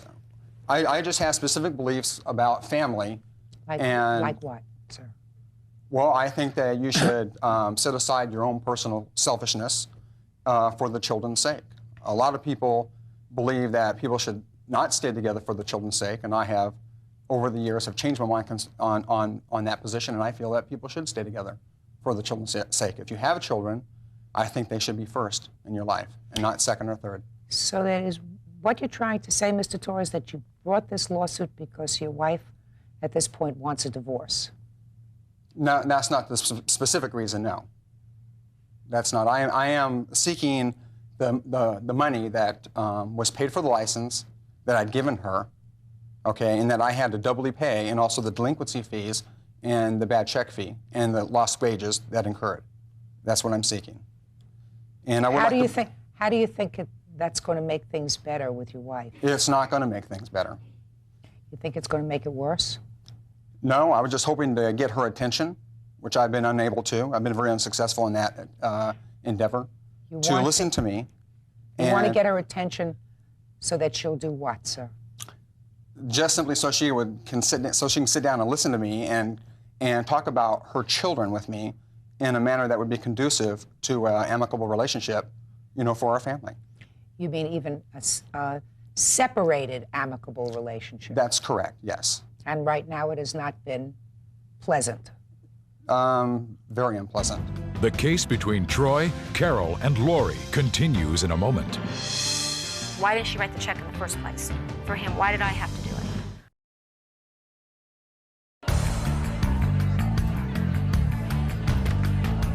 Childhood sweethearts Troy and Carol Torres were married with 3 children. Now they are separated, and Troy is suing Carol for writing a bad check. But Carol is pointing her finger at Troy's new girlfriend, Lori. So you resign the fact that you are going to separate, but you want the separation to be good for the kids. Is that what you're telling me? Or you don't want to separate at all? No, at this point I have accepted for some time the situation between Carol and I in the past 16 years of our history. If she wants a divorce, I have no problem with that, but I want certain things to happen, okay, that generally do not happen between 2 parties who have children. I mean, look at the way children are being raised today and what happens to our children, and I'm trying my very best to try to prevent that from happening. We have 2 teenage children, 14 and 13, and we have a 10-year-old son. And I want very much for them to grow up to be very wonderful, productive citizens. That is my goal. And I feel that I have put 150% effort into this, and Carol... Well, according to your complaint, sir, you've made some mistakes. Yes, I have made some mistakes, and I admit to those mistakes. Well, you have to understand, Mr. Torres, just because you admit to the mistakes, sir, and according to your complaint, these mistakes, or a particular mistake that you made in having a life outside of your home for a long period of time, is not the kind of thing that you'd expect a wife to forgive and to forget so easily. You understand that? I do understand that, but that's not the only dynamic, ma'am. Okay, Ms. Torres, first let me hear what happened with this check. Okay, first about June 14th, he had asked me if I could give him and his girlfriend $200 cash and they would give me a check because she couldn't get money out of her account. Being the nice person I have been trying to be amicable with him, I said, okay. That check bounced, and but before I knew that, he had asked me to write him a $150 check for the license. Just a second. Did your girlfriend give her a check that bounced? Over the past 3 years, there have been... In June of this year? I don't recall. There's been a lot of checks involved. Is this your girlfriend? Yes, ma'am. Did you step up for a second, did you give her a check that bounced? If a check did bounce that I wrote to her, I gave her the cash to cover it. Did she ever give you back the cash? They did give me, I don't recall if it was the whole 200, but he had given me money to help cover all the checks that did bounce. But because of that check bouncing, I did write the $150 for him. He gave me the cash. I called him as soon as I found out and said, hey, the check bounced twice. I'm sorry. What do you want me to do? He said, could you please call the board and ask them how much it'll be to pay it so it can get done? I did. They told me they did not receive the check back yet. They took my name and number, said, we'll call you as soon as we get it and tell you what to do and where to send it. I said, okay, that's fine. At that time, him and I were preparing for another trial that was going on between us, a court thing. Nothing, they never called me back, and not until Lori called me and said, did you ever pay Troy's thing? And I was like, oh my goodness, I completely forgot about it. I literally did. I used the money for food or clothes for the kids. When she told me about it, I said, I'm really sorry. Then they said, well, she told me, well, I paid it. And my feeling was, why didn't she write the check in the first place for him? Why did I have to do it? I did, out of the niceness of my heart. She went and paid it the second time so he could work. And I said, that's fine. I owe you the money, but I don't have it. I'll try to pay you in payments. Then they started badgering me, calling me all the time. And I finally just got mad and said, you know, I'm not paying you anything then. I need the money. I'm not getting any child support, which I've just filed for the divorce, so I don't expect it right now. But I have 3 children I'm trying to raise, and I'm not getting help. And it's hard on my income. So I didn't give them the money back. Okay. I have a quick question. Why didn't you ask your girlfriend to write you a check for the $150? I was going to interject in that because she has written me many checks on my behalf. Why didn't you ask her to write this $150 Because check? at that time, the relationship that Carol and I had seemed to be amicable at the time, and why would you ask your separated wife rather than ask your girlfriend? Were you together? No, because that's the relationship that Carol and I have had since we were 18 years old. We supposedly had a friendship that went beyond the marriage or the divorce or the separation and the children. And at that time, Carol very reasonably would write a check for me. I wanted to interject, though, that cash has flowed between all of us over the past 3.5 years in the thousands of dollars. There's no way you can keep track of how much money went between us. She would write a check and float it to Carol. How long have you been separated? Carol would write a check and float it to her. How long have you been separated from your wife? Legally, we've only been separated since February 4th. Physically separated? Since July 5th of 1993. And you've been together with your girlfriend how long? We've been together on and off for the past 3.5 years. So before you separated from your wife? Yes. Judge Judy continues in a moment. That has already happened within my family. Mr. Torres, there is something rigid, sir, about the way you're approaching this problem, and I can't put my finger on it.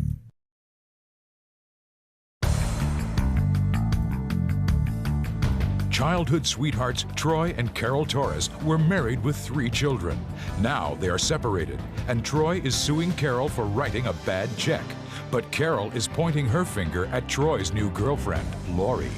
Mr. Torres, you've been separated for, according to you, for 3.5 years. How much child support do you give your wife? I assume the children are living with her from what she says. How much child support do you give her? Prior to February 4th, I would generally give her almost my entire check. Prior to February 4th of 96? Of 1996, that's correct. I know that this has nothing to do with this lawsuit, except that she says, I spent the money on the kids, that $150. You should really think about setting up some regular payment schedule so that you are, in fact, contributing in some dollar amount for the support of your children. Otherwise, you may get to court, and the court may assess you for back support, and you may get hit with a support order dating back to February of 1996. Do you understand what I'm saying to you, Mr. Torres? Okay. Now, may I point a few things out, though, sure, if you don't mind? Carol has made statements to many members of the health club in which she's employed at, and to many people in which I am associated with, that she did not want my support. She wanted complete 100% severance from me, and that she did not want my help. She has made this statement many times in the past. She has vacillated, though, back and forth concerning it, depending upon the amicability of our relationship at the time. Since February 4th, it's been a sine wave of relationship, up and down. Well, and so when it's in the down period, she didn't want my support. To her, support means connection with me, and she didn't want it. The woman has a bachelor's degree from college that I supported her for 7 years, and she is very capable of supporting herself. I'm very willing. I'm not suggesting, I'm sir, very willing to Mr. support my Torres, children. But you haven't been doing that. But I'm not going to support her. But I'm not suggesting that. That supporting her will, if at all, whether she supports you or you support her, that's up to the court. But the children are required to be supported by both their parents. And under the law in this jurisdiction and virtually every other jurisdiction in this country, a custodial parent cannot give up the right of the children to be supported by both parents. Right. That is the children's right. It has nothing to do with her as a mother. It has nothing to do with you as a father. The children have an independent right to receive as much support from both parents, both financial and emotional, as both parents can afford to give. So she cannot waive support on behalf of the children. It is against public policy for her to do that. I want you to, I know it's correct. And may I say, ma'am, that that is what she has been stating for the past 10 months. She's not going to return the check, I have, Mr. Torres. during the last 10 months, there has been a period of 4 months total that I have not seen or heard from my children completely because she felt that right that you were specifying didn't exist. She felt that the children did not have a right to see their father. She has said this many times. Absolutely, absolutely 100% wrong. I don't That's know. not true. True or not. That's not true. You have 2 teenage children. I assume that they know how to contact you whenever they want to contact you. Right. They can Yes. call you. I'm sure that they do call you. I think that you love your kids. And I think that you're probably angry, and there are a lot of dynamics here that I'm certainly not going to be able to figure out in a relatively short period of time that we have. Suffice it to say, what I'm suggesting to you can't hurt. Right, but there is such a term as non-custodial parental alienation. Mr. Torres. And that has already happened within my family. Mr. Torres, there is something rigid, sir, about the way you're approaching this problem, which is really not good. There's something, and I can't put my finger on it, but there's something rigid about it. There is something rigid, and I can describe that in intimate detail. Go ahead. It's because I had supported this woman for the past 16 years of her life, and specifically for the past 7 years. She went to school since 1989. There is no way in this world that she could have gone to school and achieved what she has achieved, specifically getting a bachelor's degree from the University of the Pacific, without my help. She refuses to acknowledge that she could have done that. Okay, Why and so should she- I am intentionally rigid because... Why should she have to acknowledge that, sir? Because she couldn't have gotten the degree without me. It's quite obvious. Mr. Torres, are you suggesting to me that you were not supported, whether it be financially or emotionally, or by having someone have and raise and be home with your children while I assume you worked, that you owe her no obligation? No, she owes me the obligation, ma'am. So you don't owe her anything for being a homemaker and raising and having you raising your kids? Well, yes, prior to 1989, yes, she did a wonderful job. Prior to February 4th, I never emitted a negative word about my wife to anybody ever. But after February 4th, after the incident that she had caused me, then I have, as I point out in your letter, extreme adverse feelings towards her. Okay, and I admit that I am very rigid towards her, but I do have specific beliefs and ideals about family life, and I'm not going to change those beliefs. She's ready to rule. Stay tuned. Ms. Torres, you have a countersuit here that looks to me as if it's sort of an afterthought. Yeah, it is. Okay. I had no things of doing anything to harm him. Okay, because it looked to me as if you said, well, when I left a whole bunch of things behind, and he sold them. Left everything. You left everything. But my sense is that this is not something that you are really legitimately concerned about. Am I right? Yeah, it's gone. I've started over. Okay. I don't have it. And you did, in fact, accept the $150 in cash, yes. And you did not send the check, or you sent the check and there was insufficient funds. So you do know that you owe him that money. And while I understand, Mr. Torres, that you had some aggravation with regard to it because I read your complaint, you said you had to send another check to them, there was some late fees, you lost a couple of days' wages, that you couldn't work without the license, is that correct? I am just submitted for 1 day, but I did miss many, many days. So that there was some ramifications, personal ramifications to you.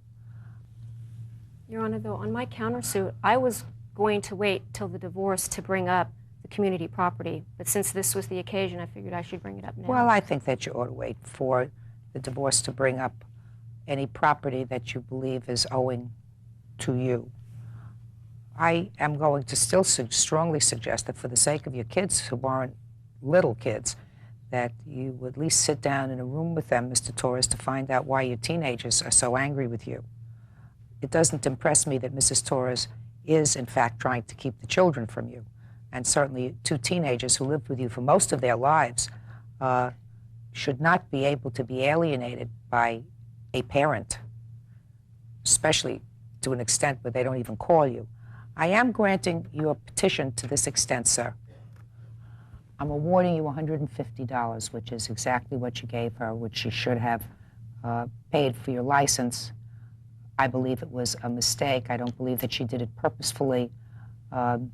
If you had any problems, you had alternatives. You could have gotten the check from your girlfriend, you could have gotten the money, or you could have done a lot of other things. I don't think from my read of Mrs. Torres that she did this with any design to hurt you. So I am awarding you the $150 that you did give her for your license. Try to do your best. You sound to me as if you have 3 nice kids. Don't destroy them. That's all. Step out, please. Judge Judy continues in a moment. On February 4th, I was at work at my employment. I'm a respiratory therapist. And Carol had decided at that time to take off with my children, and I didn't see my children for over 3 weeks. And I was incarcerated for 3 days and accused of 2 crimes, which I was acquitted of. And so I'm very angry because of that. I figured that I would only have to pay the $150. I figured that was fair. As far as my countersuit, it didn't matter to me because I was going to bring it up when we went through divorce anyways. I feel if I would have went to a regular small claims court, that the judge would have had no problem. During that time, I had gotten pregnant. That's the doctor's appointment that I was going to. Eric expressed to me his great concern that he did not want to have this baby and did not want to be with me. He was supposed to be with her when she ended the pregnancy. Instead, he was taking back the engagement ring. Did you do that, sir? I took my ring, yes I did. You are about to enter the courtroom of Judge Judith Scheindlin. The people are real. The cases are real. The rulings are final. This is her courtroom. This is Judge Judy. Parties on Rose versus McClusiak. Step forward, please. Michelle Rose says her long-ago high school sweetheart, Eric McClusiak, stole her heart, made her pregnant, and took back the engagement ring. Now she wants payback. Order. All rise. Now, this is number 49 on the calendar in the matter of Rose versus McClusiak. Thank you, Bird. Quite welcome, Judge. Parties have been sworn in. You may be seated. Good morning. Good morning. Ms. Rose, according to your complaint, you met the defendant when you were in high school. That was almost a decade ago. And we're just friends. Sometime later, about 4 years ago, 3 or 4 years ago, you met again, became engaged. That didn't last. And you're suing him for the return of several things and or their cash value. So you want to tell me about it? Sure. The first thing was a judgment that we had went to Superior Court, and the Superior Court judge handed down an appeal, or the appeal on it, for $1,632. Okay, I'm not entertaining the judgment of another court. You have to execute on that some other way. Okay. But there was a problem, you said, with an engagement ring. You bought certain things while you were together. Right. First, tell me about this engagement ring. The engagement ring, we went to Devon's Jewelers, and we picked out a ring, and I therefore had paid a good percentage of the ring, $851.64 to be exact, and I have the canceled check to show that. And I also have the appraisal for the amount of the ring. Okay, but you paid $841 for the ring. $851, yes. And what happened to the ring? I wore it. We were engaged. Then we became unengaged, and I put it in my jewelry box. I tried giving it back to him, but he said to keep it. So I kept it in my jewelry box because I didn't want to wear it anymore. I was out for a meeting. I had a doctor's appointment to go to out of town, He was going to go with me. He never showed up. He knew I was in Modesto. We lived in Tracy, and it's about a 45-minute drive. During that time, he came to the house and took the ring and the rest of his belongings out of the house while I was at the doctor's appointment. Did you do that, sir? I took my ring, yes, I did. Well, I know you took the ring, Right.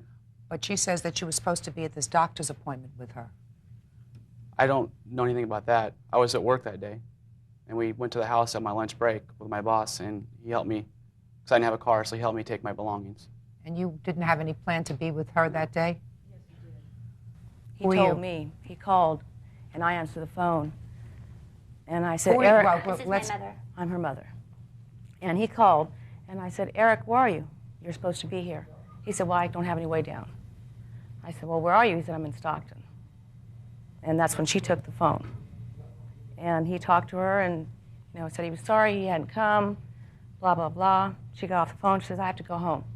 She went home. It took 45 minutes. As soon as she got home, she called me crying, said he's been here. He went in my jewelry box, and he took the ring. That doesn't sound The familiar phone to call you, didn't sir? take place. Huh? The phone call didn't take place, but I did take the ring. I took my belongings, yeah. That's a lie. I talked to him. Were you angry at each other at that point, or you just mutually decided to break off this engagement? At the beginning, we mutually decided to break off the engagement. During that time, I had gotten pregnant. That's the doctor's appointment that I was going to.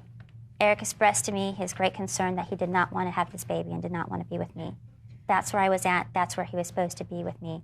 And I went to my mother's house after the doctor's appointment. Does that refresh your recollection, That's sir? not the, I mean, I didn't. No, I just wa- a second. Does that refresh your recollection? I mean, that's a major event. Yes, I knew she was going to get it, but she was doing it on her own will. I did not want to have this abortion. Just a second. That's a lie. Just a second. Were you supposed to be there? No, I was not. Yes, he was. Oh, please. I was not. Okay. I was not in favor of it. Why would I go to an abortion I'm not in favor for?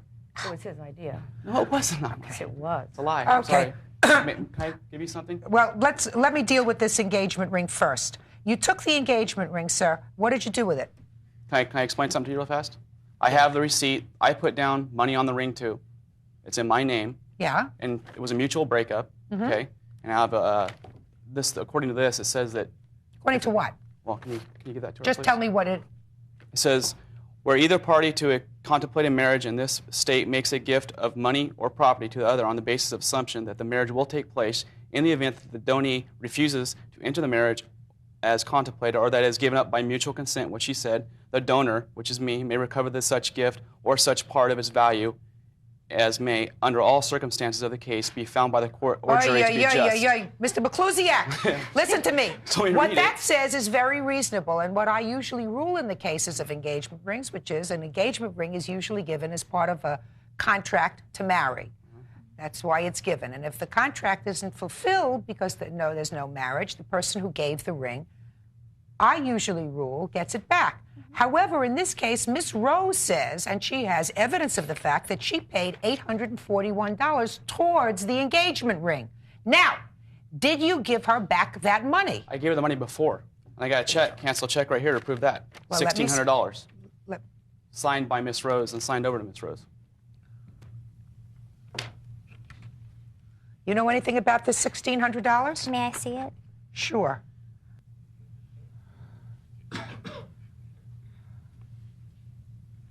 Show this to her, please. Why would you give her $1,600, sir, if the ring was if she only contributed $841 Your Honor, to it? What happened was when we first started living together, all the bills were in her name. I had no account. I had nothing. So what I did with my employer is I took all my money, all my checks, signed them over to her. She would deposit it in her account and pay the bills accordingly. Just a minute. Was this $1,600, sir, for general bills? What I'm asking you is that you gave her $1,600. Was the $1,600 for general bills that you were accumulating? Well, part of the $1,600 went to pay the rest of the ring off. I put down Just a minute. $400 down on the ring to begin Just a second. Is that what you decided now, or was that what you told her when you gave her the $1,600? That the $841 was included in the $1,600? Exactly. Exactly. Is that what you're telling me? Is that true? No. Of course We were not. living together. Of course it's not true. Of course it's not true. Of course not. Now, you sold this ring? No, I did not sell a ring. You didn't sell it? No. Did you tell her, according to the papers that I read here, you told her that you sold it? No, I didn't sell a ring. Did you? Okay, let's go back a second, Mr. McClusiak. Did you tell her that you sold it? No, I did not. I traded you what? I traded the ring for a car. I did not sell it. Well, same thing. It wasn't a very high class car. I mean, the car just got me around. I mean, sir, sir, sale or barter? It was barter. You sold the ring or bartered the ring for a car. Mm-hmm. You don't still have it in your possession. No. So you owe her $841 because that's what you paid towards the ring. Because she's not driving around in the car that you bartered it for, and she can't wear the car on her finger. So $841 is what you owe her. Now, what else are you suing him for? For the car that he let him drive. Tell me about that. Okay, I had a 1987 Renault Encore that I purchased in July of '93 before we got together. We got together December of '93. Right before that, I had bought a brand new Mazda Protege. So I was driving around in my car, and they don't give you, when you trade in, they don't give you, what your car's worth. So I had my car parked. He didn't have a car when I met him. He didn't have bank accounts when I met him. He didn't have anything when I met him. And he needed to get to work, so he drove my car. Even when we broke up, I continued to let him drive my car because he needed to get to work, and I wasn't going to be mean about it. So I let him drive my car. Plus, he wouldn't bring it back. Well, when I asked for it back, after the whole ring incident, after everything came down, I said, you know what, I want my car back. And he said, okay, fine, I'll give it back to you. It went on a couple weeks, a couple months later. He finally gives back the car. He has it towed over to the apartment complex where we were living, and it was in complete shambles. It wasn't even running. Trashed. It was had completely no oil trashed. in it. It was trashed. The back seat had spilt paint. He's a carpenter's assistant. Had paint all over the back seat of the car. The windshield was cracked clear across. The passenger window was non-existent. We took it to the shop to get it running, and they said they don't know how long it had been running without oil. Judge Judy will continue in a moment. What happened to the car, sir? What happened to the windshield? What happened to the paint? I have no idea. I didn't do anything to the windshield. What happened to the paint that was spilled all over the back? I don't know anything about paint either. I don't do paint. You don't know anything about I do anything, tile. Mr. McClusiak.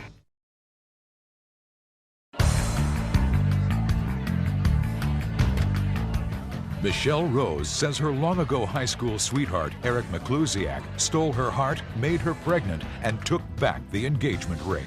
Now she wants payback. When you gave him the car, did it have the windows and did it have all these other things? I So had a what picture happened to of the the perfect car, car. Mr. McClusiak? Let me see the picture. Yeah, show him the picture. I was with her when she bought it, and it was in perfectly fine condition. What happened to the car, Mr. McClusiak? Well, originally what happened was, first of all, when we first started living together, I rode my bike to my boss's house before she let me borrow the car. This was for probably about 3 of the 4 months we were going out. The last month, I got the car, had it towed because it wasn't running when I originally got the car. Towed it to my friend, my brother-in-law has a mechanic he knows. He fixed it enough to run.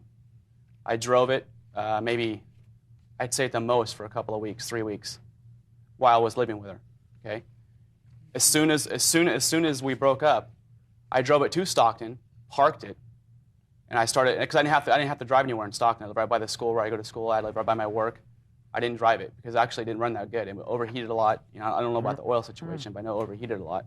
And then when they asked for it back, I took about a week to take it back because I didn't have a way to get out of work. It was just bad timing. What I eventually happened to took the it car, back. sir? What happened to the windshield? What happened to the paint? I have no What idea. I happened- didn't do anything to the windshield. What happened to the paint that was spilled all over the back? I don't know anything about paint either. I don't do You paint. don't know anything about I do anything, tile. Mr. McClusiak. I did tile. I didn't do paint. It may have been paint or tile, putty. I'm not an expert at it. Gasoline you could It was smell. stuff, chemical stuff. The car didn't run when I got it. The car was thrashed when I drove it. So what did you take it for? You had this car that's not running at all, according to you. It's not running at all. I took it to the mechanic to have it checked out to see if I could get it running. And you got it And running. he got it running just a good enough. He said, you better get that car fully serviced or get a whole rehaul on the motor because it's going to go. That's what he told me. And then she knew that. Did you know that? No. That's why you It was running fine. I just wanted a new car. Mr. McClusiak, when you start to tell one thing in a court that's not true, I'm giving this advice to you for the future. When you tell one lie, the person who's the judge, whether it's a judge or a jury, looks upon everything else that you say skeptically. Do you understand that? Can I ask you what you thought was a lie? The first thing that you said when you opened your mouth, that you had no knowledge of her appointment that day where you were supposed to meet her. That was the first thing that you said that was a lie. So everything else that you say is tainted with that lie. Judge Judy continues in a moment. What kind of work do you do? Pardon? Pardon? I speak English. What kind of work do you do? I'm a student teacher and I go to school. God, I wonder where our education system is in such dire straits.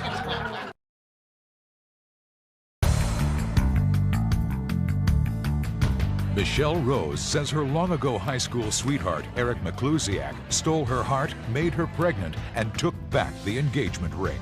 Now she wants payback. Now, you paid $2,500 for this car. Certainly not worth $2,500. Wasn't worth it even after a while. So you want to be compensated something for this car that he trashed. What did you end up doing with the car? I sold it for $100 to a friend of the family. My friend. And the car ended up so bad that nothing was done to it. It was Oh. trashed. And how long had you driven the car? From July to December. July 93, December 93. You have a bill for the car where you paid $2,500? No, I bought it through a private party, and I didn't keep her name and address. What else are you suing him for? There was auto insurance that I kept on the car when he was driving it that he agreed to pay back for me. There was a gym membership. Well, he just drove the car for a short period of time. Was just for a month, yeah. Go ahead. There was a gym membership where I paid for him. He agreed to pay it back to me, never did. What gym membership? Gold's Gym. That sound familiar to you, sir? Yes. So you owe it for the gym? No, I don't. I mean, the stuff she's paying because she has the checkbook. I'm taking all my money, my cash, my checks, and signing it over to her. She's paying the bills. You mean this gym was when you were living together? Yes. Is that correct? Yes, it was while we were living together. Okay, and you were sharing the bills? We were in debt. Shh. You weren't there. You've contributed enough. Fortunately, you're not the mother-in-law in this scenario. Sit down. Sit down. Go ahead.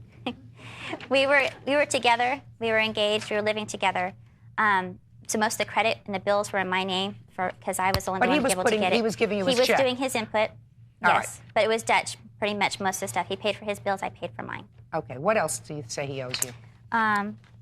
There's marshal office fees that had the marshal's office came in and subpoenaed my account and took money out of my account to pay for his debit for the first judgment for that that I owed the $1,600 for the apartment complex. They were going to sue them. So there is a judgment now against both of you. Do you have a judgment? You I countersued him, personally have a judgment against him? Small claims court, yes. Can I see it? Yes, and it came down, it ruled. Now let me see it, I can read. Let's see.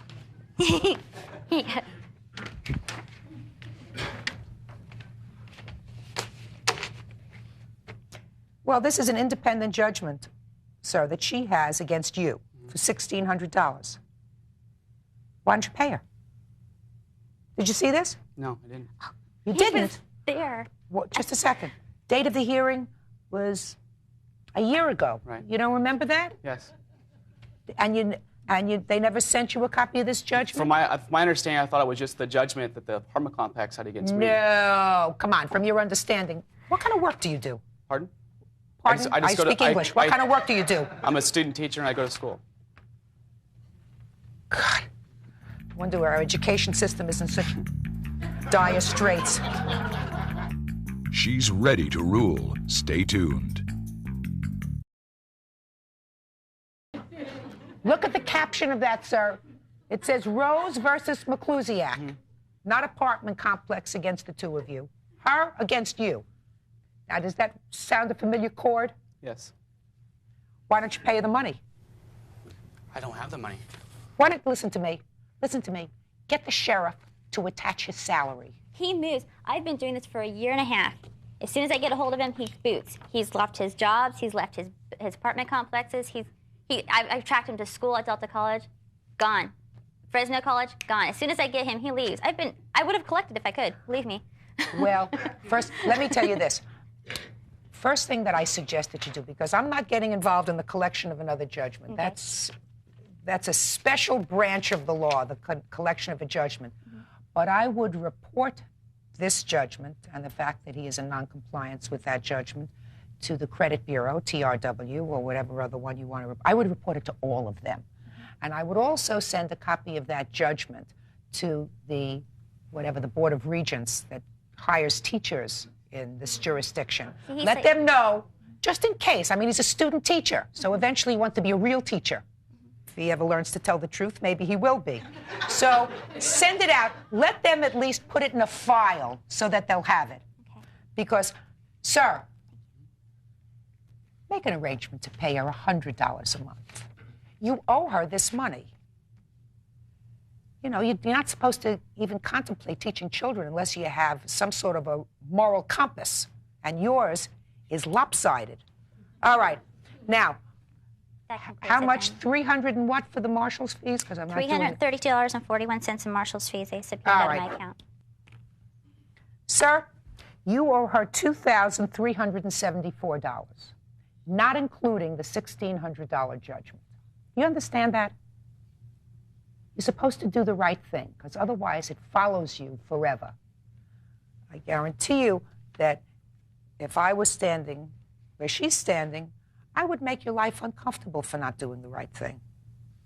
You know, you can't leave somebody with a barrel of debts and just go off your merry way and say, well, it didn't work out and it didn't work out, so I got the better of the financial deal. That's wrong. You have to do the right thing. The judgment in this case is for the plaintiff in the amount of $2,374. Thank you.